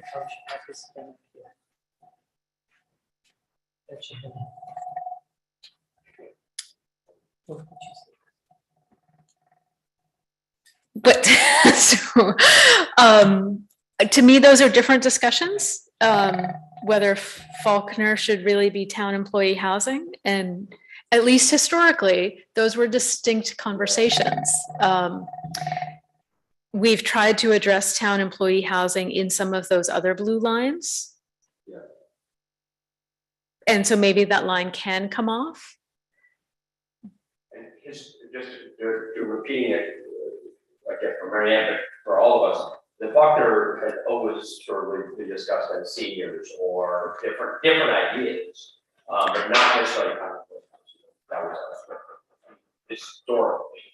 I think there were a lot of conversations over time about all the things that could be done there. Community. Yeah. Yeah. And so if we've addressed or are not addressing town employee housing in other places, maybe just that line comes off. I just don't want to have it. You know. It- It prompts conversation. Great. So I think we touched on most of page 2, with the exception of maybe 85,000 in 2024 under highways vehicles. That's an expansion of their equipment to deal with sidewalks, but ends up being a multifunctional tool for them. We're right in the middle of page 2, under highways, Highways vehicle replacement. 85,000 in 2024.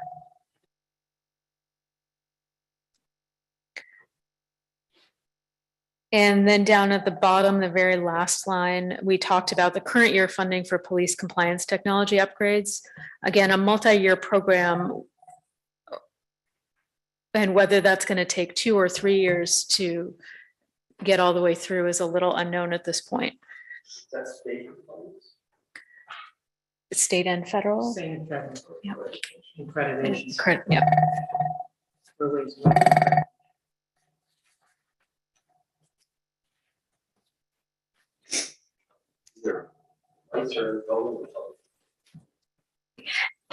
And there is likely, at the end of the day, some overlap between that police technology compliance and the next section, which is public safety, a lot of which is also technology related.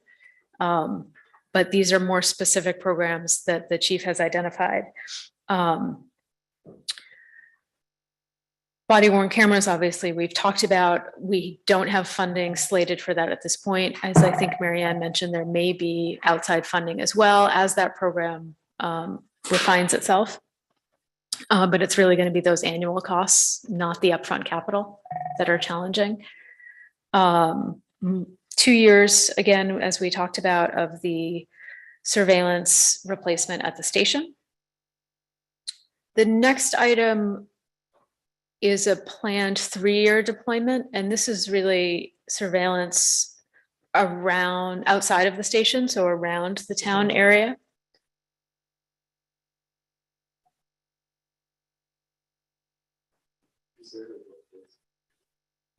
I'm sorry. Around the air. around the downtown. Right. Yeah. So outside exterior, you think about traffic lights if we had one, as being where those are installed.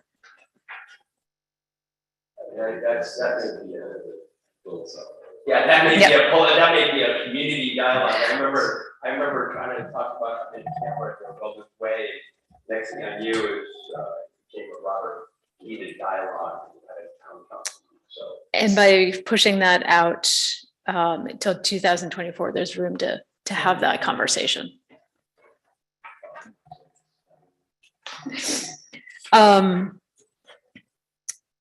The next one, paving at the parking lot of the public safety complex. So again, that'll evolve a little bit with the use of that facility if it's changing.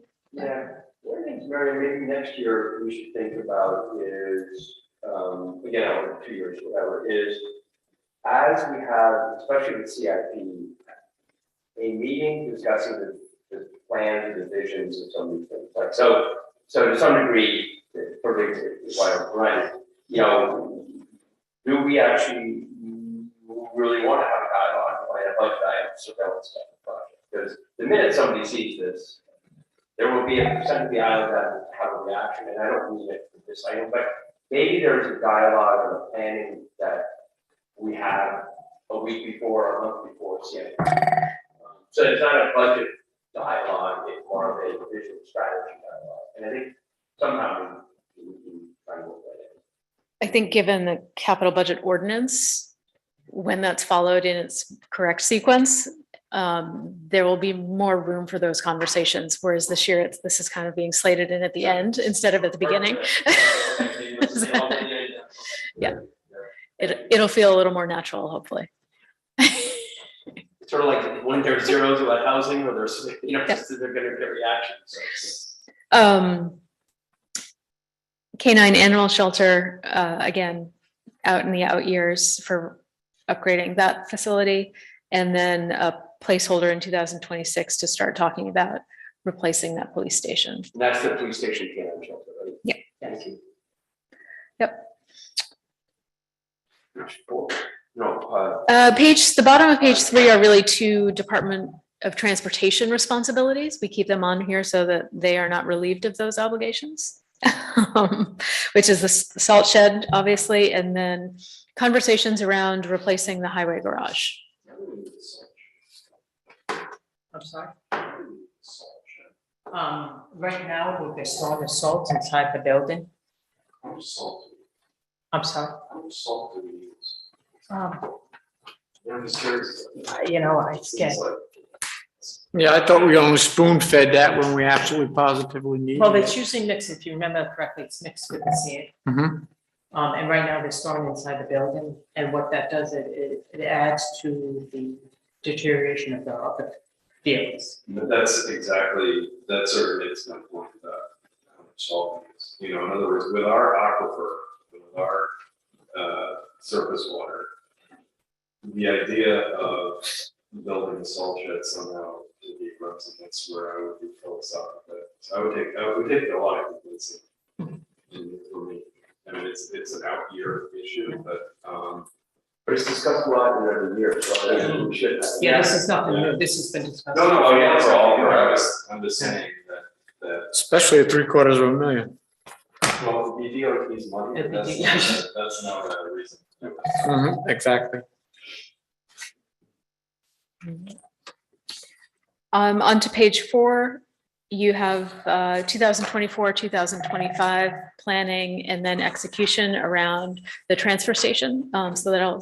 Can I ask one question? Yeah. About the DOT? Sure. Are we in conversation with them about building a highway garage?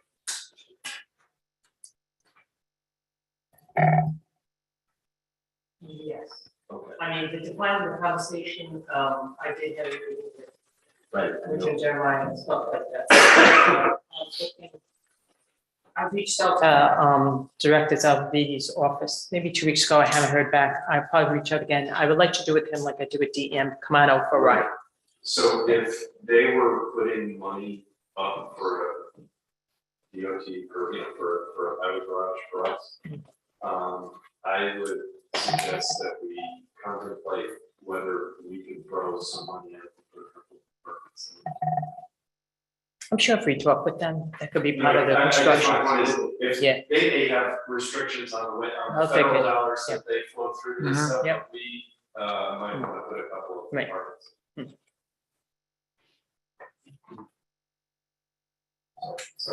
Sorry to break. No, No, it's great. I don't think we want any kind of statement saying any town building that we do should include housing. We should explore those opportunities. But we should do Yeah. every single Yeah. opportunity. That would be a good one. Good walk around. That's all we need. That's all.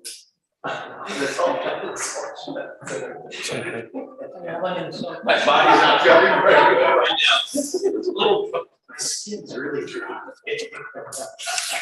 Okay. Keep on. That's fire. I told you I would keep going. All right, transfer station, facility study, that's going to include layouts, efficient use, safe use, operations, possible composting, all of those things in terms of the solid waste needs on Block Island. You lost me there. Go, say that again.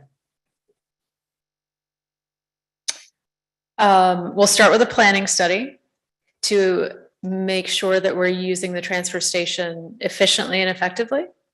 We're on page 4 at the top. Okay, that's where I am too. So under solid waste, there's 3 items. Correct. Got it? 150,000 for planning in 2024. Evaluate the needs. What can we do there? Expanding composting would be a possibility, traffic flow, things like that. And then looking at construction based on that study in 2025. Okay, don't have a problem with that, but I do have a problem with composting line item not being in this year's budget. I think we have to start the process because it's going to be with baby steps to get it going. And we've talked about it long enough. It's a kick the can issue that we have to do. And I've been investigating just the simple numbers that make it even more attractive, even if we need more than it's the right thing to do. I was talking with the people down the sewer department, and I remembered a conversation we had some 30 years ago when we were discussing the golf course. And we put a huge whiteboard up and we said pros and cons, and I've done the same thing here. And at a tremendous cost savings to the town, I'm still waiting for the numbers, we'll no longer have to send the sludge off. And we can compost that with wood chips that are readily available at the transfer station and make top dressing, which can be sold or used on the island. Again, there's just too many good reasons to at least put some money in to start the program. What that dollar number is, I don't know. But something has to be there so we can investigate it, possibly hire a coordinator to do this for us and start us off. So we have a game plan that's in place maybe for the following year when all this other comprehensive study of the transfer station is taken care of.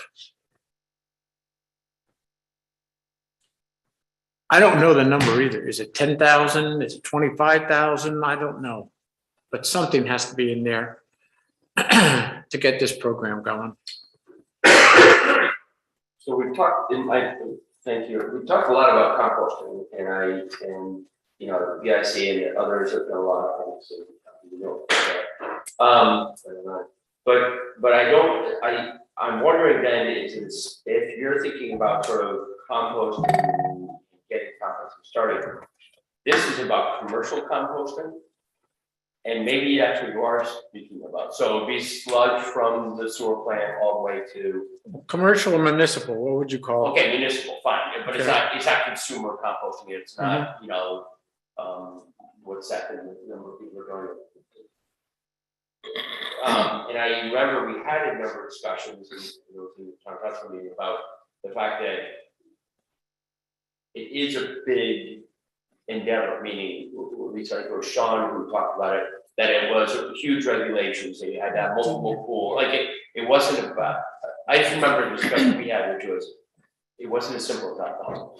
And suddenly you get into all kinds of regulatory, especially with the marshes near there and all that. So I guess compost, part of it, are you saying you should move the 150 forward? No, I think we should just a separate amount to start the process.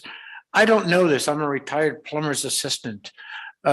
Is it as simple as enlarging or magnifying what I do in my own backyard and to get a program started? I don't know this.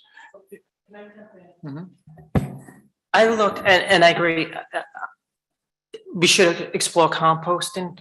I would prefer to wait and do it with the study of the facility, highway, the transfer station. I did explore composting and just recently, and something that we were trying to explore with the school in South Kingston. And I reached out to the DPW director for the town. What he sent to me and advised me, there are a lot of regulations with DEM as it relates to composting, especially if you're doing a compost in a municipal composting. What you're doing in your backyard is one thing, but when you're doing a municipal composting, it's another thing. That's why I think it's important to have it part of the study that we do at the transfer station, because we'll have to identify where it will be and how it will be done and all that stuff. The backyard composting is very different than what you're going to see with the municipal composting, especially if you're going to involve sludge and things of that nature. So I think I hear you that you really would like to get something going this year.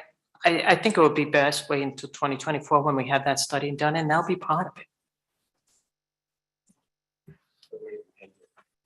Can we move the 150 to align the planning or study or something like that? It looks like it's part of construction. And if it's truly a planning thing, change or add the word in or add a line. And I guess my request, because I have been through that facility 5 years ago, we did the capital stuff. You know, Band-Aids and rubber bands and duct tape are, so I would love to figure out if there's any way to move that to 23, keep the construction where it is, but it's going to be a big endeavor. I mean, not only the safety, but just the whole building. It is indeed a repair. It's going to be a big study of the whole re-engineering of how that facility. So I guess my question is a little bit, then Mark's gets in, is can we move the 150 to 23? Is that a huge problem? That would semi-pacify me. Yes, it's a huge problem, or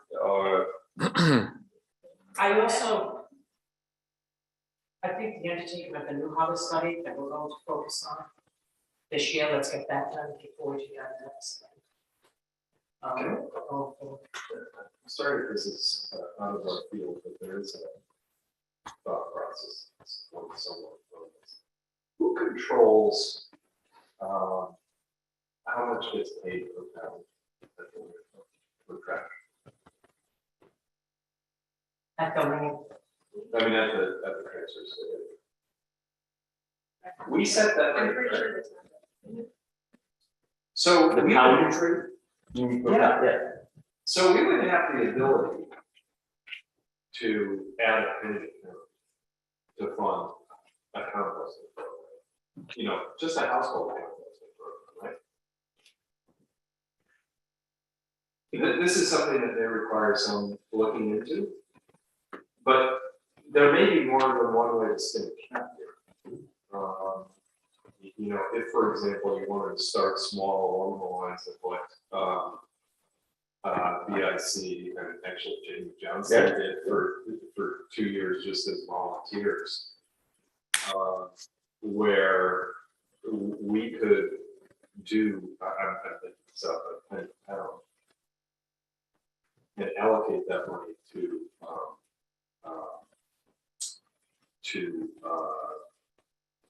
basically residential composting on steroids. I love that. I was shocked. I mentioned this to Sean 9 months ago, but the idea. After we had all the composting meeting, he told me that he has all kinds of composting units inside the building. For like $10, you can get your own composter. I said, I didn't know that. How does anybody know that? And he must have gotten that grant or something. So I think, I like that. What that might do is get people in the habit of breaking out, separating out their compost to the extent that they're not doing it at home, and bringing it to the transfer station.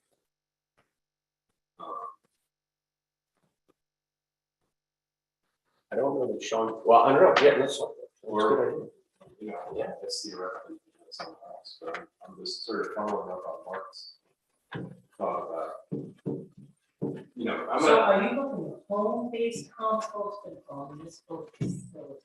well, I mean, I think that it's not a binary choice. You know what I mean? I get what you're saying and support the notion that we need to have a comprehensive look at that transfer station, how whether the buildings meet the needs, what, you know, all sorts of traffic, you know, the traffic pattern. I mean, poor June is gonna get blown away one of these Sundays in her home booth there. You know, I mean, it's sweet and archaic in a way, but we have to figure out what that's gonna be. However,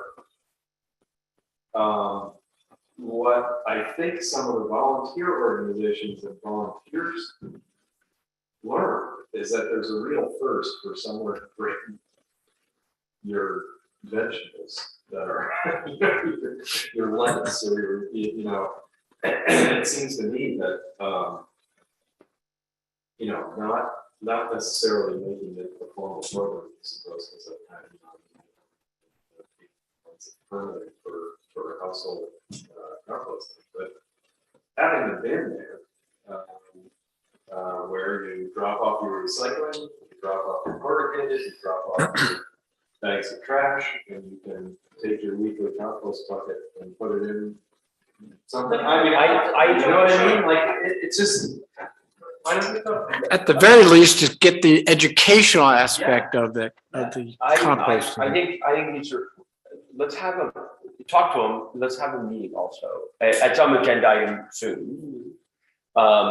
Because I think these are discussions, I know this is very passionate to you, to all of us actually. But let's have it at a meeting when we can really talk about planning. I still would love to sneak that 150 up because I just worry about the building. I worry about people walking around that place. I worry about composting.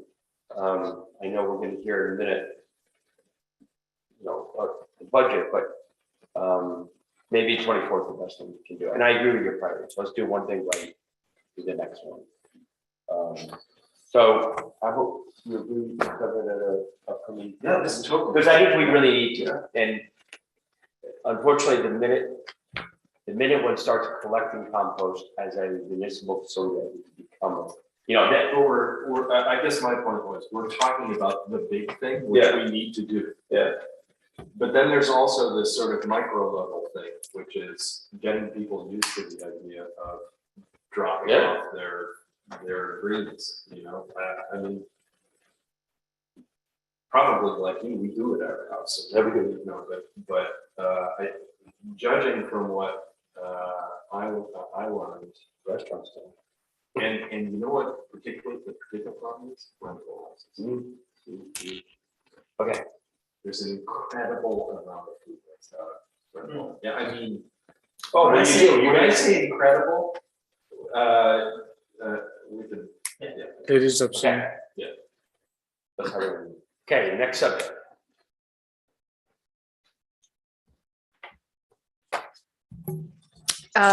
Next subject. I think that moves us down to the school. Oh, I think we should have the school budget, school building discussion.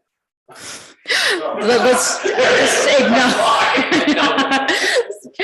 I don't think there's much for us to discuss except to acknowledge that it will be a point at financial town meeting and we'll need to have lots of supporting materials. Yeah, well, I mean, I could, there is conversation for us to have because I'm not sure I vote for this right based upon what I've heard because I don't feel like I have a good handle on it. What did we? You know, like, we had them come and present, and it was, at least half the time was about geothermal energy. You know, I mean, like, I'm not saying I won't, I mean, I get we need to invest in our school, but I think maybe it's not us, maybe it's the school board, but there needs to be a more public kind of, dialogue and description. So Amy and I have these little sidebars. Yeah. And I'm like, yeah, that's where I am. I agree with you. I wasn't pleased with that presentation. I'll just leave it at that at this point. Because I've been through this in a couple of lives now. I think it's important to get the school folks back and meet with the council because $10.4 million is a lot of money. And I think we need to see what that education planning is and what we're doing and what we're getting from that money. I mean, granted, there's a lot of, there's a lot of stuff that's not educationally driven. It's more infrastructure. But I think we need to have a meeting with the school folks. And I think it should be a separate meeting for them to update us on the status of that, the stage 2 application, what kind of questions have come up from RIDE, where are they with RIDE? The approval process for RIDE is not until May. There may be some dialogue that they've had with Rhode Island Department of Education RIDE since then. So would you like us to probably schedule a meeting with them? Again, I mean, my mind is totally open on it. It's not like But I think Amy's right. We need more information yeah. because we will be discussing that at financial town meeting. And right now, It's a huge number. it's a huge number and it deserves its due diligence. I suggest, thank you, Keith, because I think we need to do it in early April because that will show that there's more that needs to be done. So then we're gonna have another one at the end of April or something, and the FTM's right around the corner. So, Yeah, the FTM is right around the corner. it's 60 days or whatever.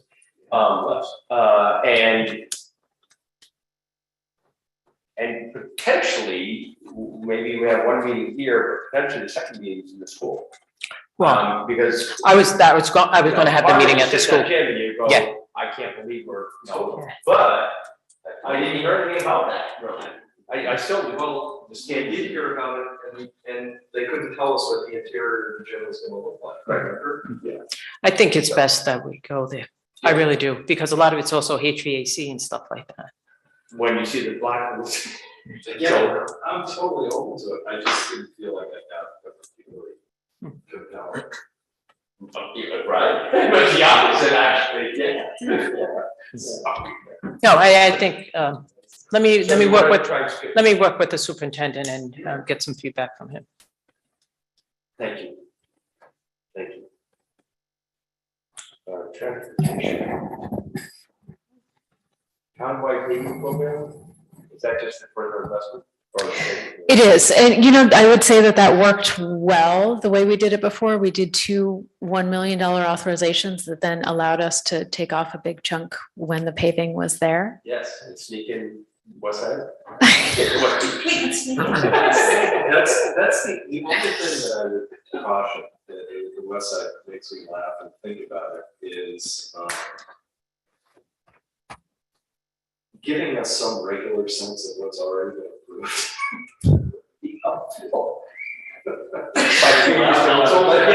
It's good to be the next council. What is going on? I don't have any idea. Best road paving I've ever done. I will say that I slid it out from where it originally was, out to starting in 2024, because I think we're still working on and refining that priority list, and we weren't quite ready to have that conversation, so.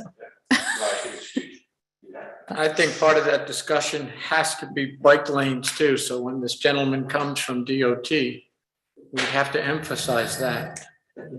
Why just repave when we should be widening roads? I also heard in the last week, and I heard this secondhand, so I need to follow up with it. The director usually is on radio talk show, Gene Bellicenti, one day a week. And he mentioned a dollar amount, I can't remember, a significant dollar amount for paving of secondary roads in municipalities. And it'll be really interesting to see There aren't many probably. if, what they consider secondary roads and if we're included in this particular secondary road fund. Yeah, this, you can help me, it's one of the. And you live there, I don't know. The paving that road is a real bad idea. Yeah. But, we all have that same frustration, I think you and I talked about this week, when we saw, Woonsocket out of ARPA got $12 million to build a new police station. And I hope and trust that Rick and Jeff are paying attention to some of that stuff, because, it's really frustrating to pick up the road. It's. Front and center, yeah. Yeah. Yeah. How do, we're done? Sorry. We're doing, right? Can you help me a little bit? So thinking about tax, thinking about capital, thinking about spending, is there sort of, we're at 23, we're at 11.2, 11.3, then we're something at 13. How does one think about this and tax? Like, are we aiming for a total number? Is there a max number? Because what has happened historically, if I can be very bold, is we have numbers on these papers, and then they just sort of sneak another column to the right. So, I don't do that to anybody in this room, it just happened. So I've had this discussion with Amy a couple of times.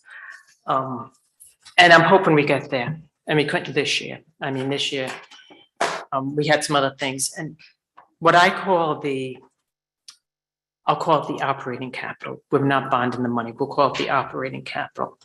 I would love to see that number at $1 million on an annual basis.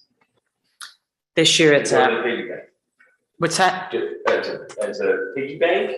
No, as the capital stuff that we'll be doing. This year it's at 447. Yeah, you're For- talking about appropriated or capital?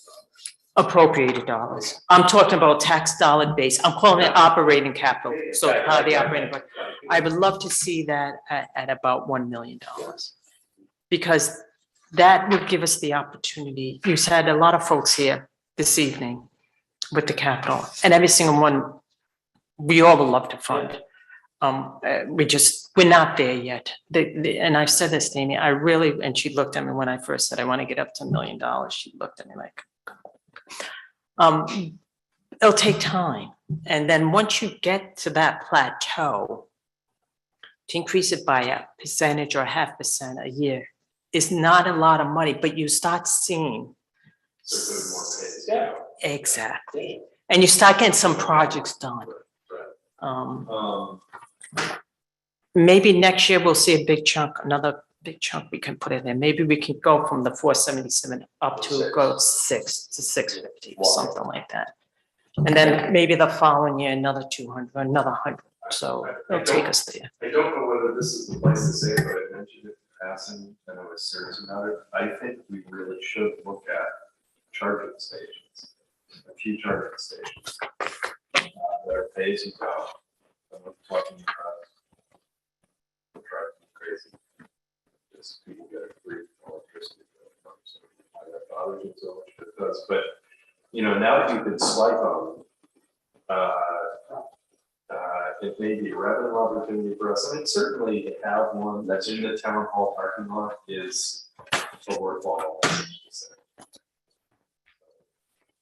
I bring it at the beach because you're at the beach for X amount of hours and that's the number needed to charge. All right. Any questions, Mark? No. Sir? I just want to thank both of you. I know this has not been an easy budget to look through. I think we've now covered every page. Debt service is nice. Sorry. And the girls are on. I'll save this one. Oof. We did do revenues, so Amy and I have already had a little sidebar about 2 hours ago. And we thought we discussed revenue at the beginning of the Yeah. That's fine. Okay, we'll do debt service pretty quickly. I looked at it, as you know, but, we, There's not always a lot to talk about it. with debt service, but because it is a year that we're looking to go over the cap and that is directly related to the debt service, I want to make sure everyone understands that we've taken a lot off and we added a lot on. And that net impact is about $237,000. And that is exactly the amount by which we can apply to override the cap. No more, no less. And Department of Revenue will certify that for us. So it becomes an important element of our discussion. I'm glad you raised this, and I don't want to delay us anymore, but I do. So one of the other things about, say, $10 million for the school is that its own category for override? Is it, you know what I mean, like that? Does it make more sense, I don't know whether it works with rides process to do of course 2 years, or you know, I mean, I just think that again, it's not I don't want to spend money on schools. I'm trying to figure out that is a big sandwich to eat one. It is a very big sandwich, and it is not its own category when it comes to funding it or overrides. And obviously that's an amount that will require an override at the time that we bring it on. One of the other elements is that in order to maximize those ride reimbursements, it essentially needs to be treated as a single project. And so there are some very sensitive timing aspects to all of those little projects being aggregated as one, and how we can have cash on hand to pay for them, maximize the reimbursement, and still fit it responsibly into this debt maturity schedule that's sensitive. Right. I think when we meet with the school, we need to have that conversation so that folks understand, because what you asked was a good question. You know, maybe break it over 2 years, but wait a minute. Unfortunately, that's a great idea. Unfortunately, because of the ride incentives and what we can do, we need to capitalize on those incentives. So I think that's a big part of the discussions that we need to have with the school and their plan, you know, their architect and whoever else they have to have that dialogue, because that is really important. And it's really important to realize that at this point, it may change. At this point, those incentives and stuff do sunset. Now, does that mean they may extend them or something like that? They may. At this point, we haven't heard that. But a year from now, we may hear that. Right. So I think it's important that we have that dialogue and conversation so we know what we're getting into. And we make an informed decision, or the voters make an informed decision at the financial town meeting. The last thing you want to hear is say, I didn't realize the incentives had a sunset. If I know that, I made a vote differently. So I think it's important that we have that dialogue and conversation. And I can help get those points lined up so that it's a good discussion when we do meet with them. Thank you.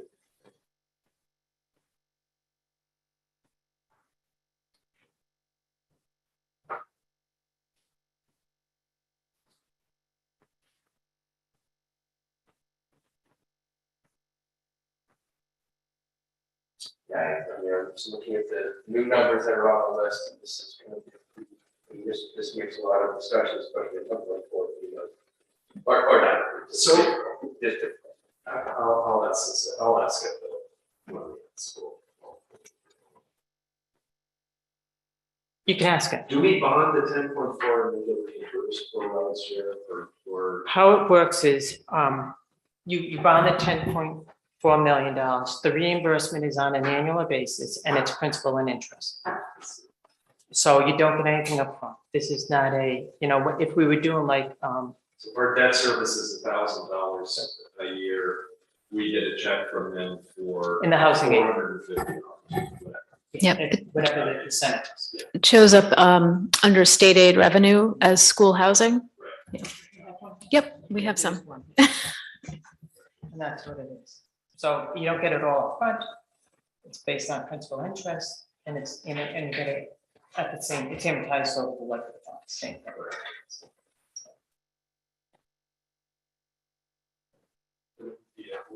How long ago did you do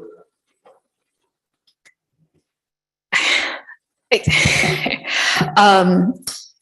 All other school bonds to date have been 20-year. The town has really been shifting to 10-year maturities, which feel a lot more comfortable. It's an interesting question for those who advocate for building up your tax capacity, if you will. You take a bigger jump with a shorter maturity. For those who prefer to keep that a much more moderate increase, you go out over 20 years. Something with HVAC. Some of those assets don't feel like 20-year assets in a practical world. I mean, theoretically, the building should. Right. Right. I mean, The third major.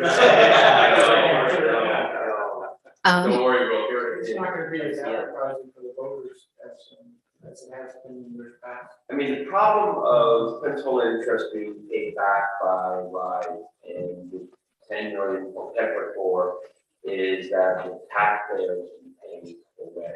Yes. And so, yeah, sure, the town thinks they're finding works, but I, the taxpayer, are now paying 2% more for, we didn't give you the money back. We give you school. Yeah, it's not fair whether you do it. They haven't weighed in on that. They haven't, very few communities do 10-year notes. That's for us, this is nuance that only a few people will care about, but for us, it's as much about whether we are doing a bank placement or a public note. So, yeah.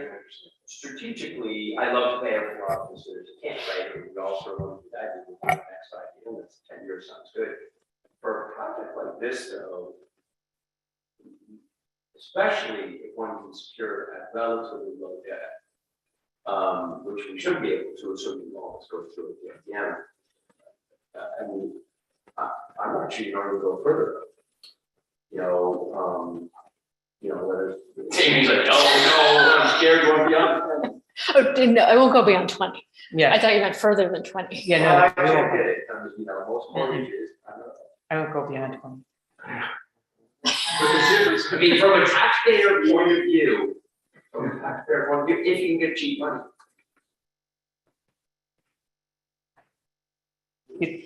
No. No. Well, I have people who are conservative in that sense too. Well, I mean, these are the decisions you have, this is a wicked way in making policy, right? Because if you go from, you do a 10-year note, you pay that quickly, that makes a lot of sense. If you go from a 10 to a 20, well, all of a sudden you can have a human services director and more money for that. Right. Yeah. That's my point. It's just throw it out there long. I agree on 10 years on all the other stuff, and let's get it built, let's get it. This one for some reason. But to some degree, sometimes I would even argue land maybe a longer one too, because it's not going anywhere, so you can take 20 years on land. But especially when you're thinking about buildings, you're thinking about getting the money back. So I'm not trying to change the strategy on this. I'm reflecting on having different strategies based on different. And we're still a couple of years out before we want to float the funds. Well, yeah, that's the other thing. And the interest rates might be better. We're not going to issue this. So when's this going to be, when's the building being, well, assuming it passes FDM, when would this start? It depends on, they gotta go out to bid, they gotta do a lot of things before that, it probably won't start until next construction season, I don't see it starting this construction season. So we're not gonna float the funds, We have, what we're doing at the financial town meeting is scan the authorization Right, oh, no, I understand. up to a certain amount. It depends on how, there's so much that can dictate the schedule as to when this, or any construction. So, So we may be issuing it closer to the time where some of the payments fall off. that's what you try to do. Gotcha. That's what you try to do. You strategically try to do that. So you want your debt service to go like this. You don't want it to go like this. Yeah. You want it to be like this, a little bit, not Next steps coming out of here, I wrote some notes down, I'm sure you guys wrote some notes down. Obviously we have Wednesday, which is hopefully we'll talk.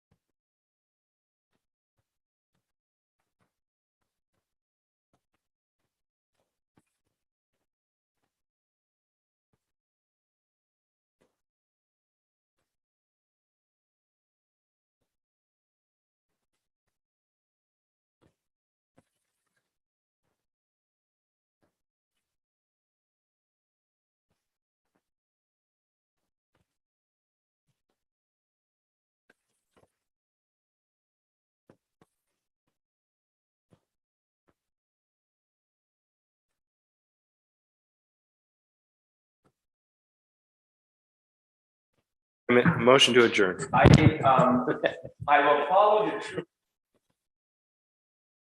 the Adjourn. I make a motion to adjourn. Second.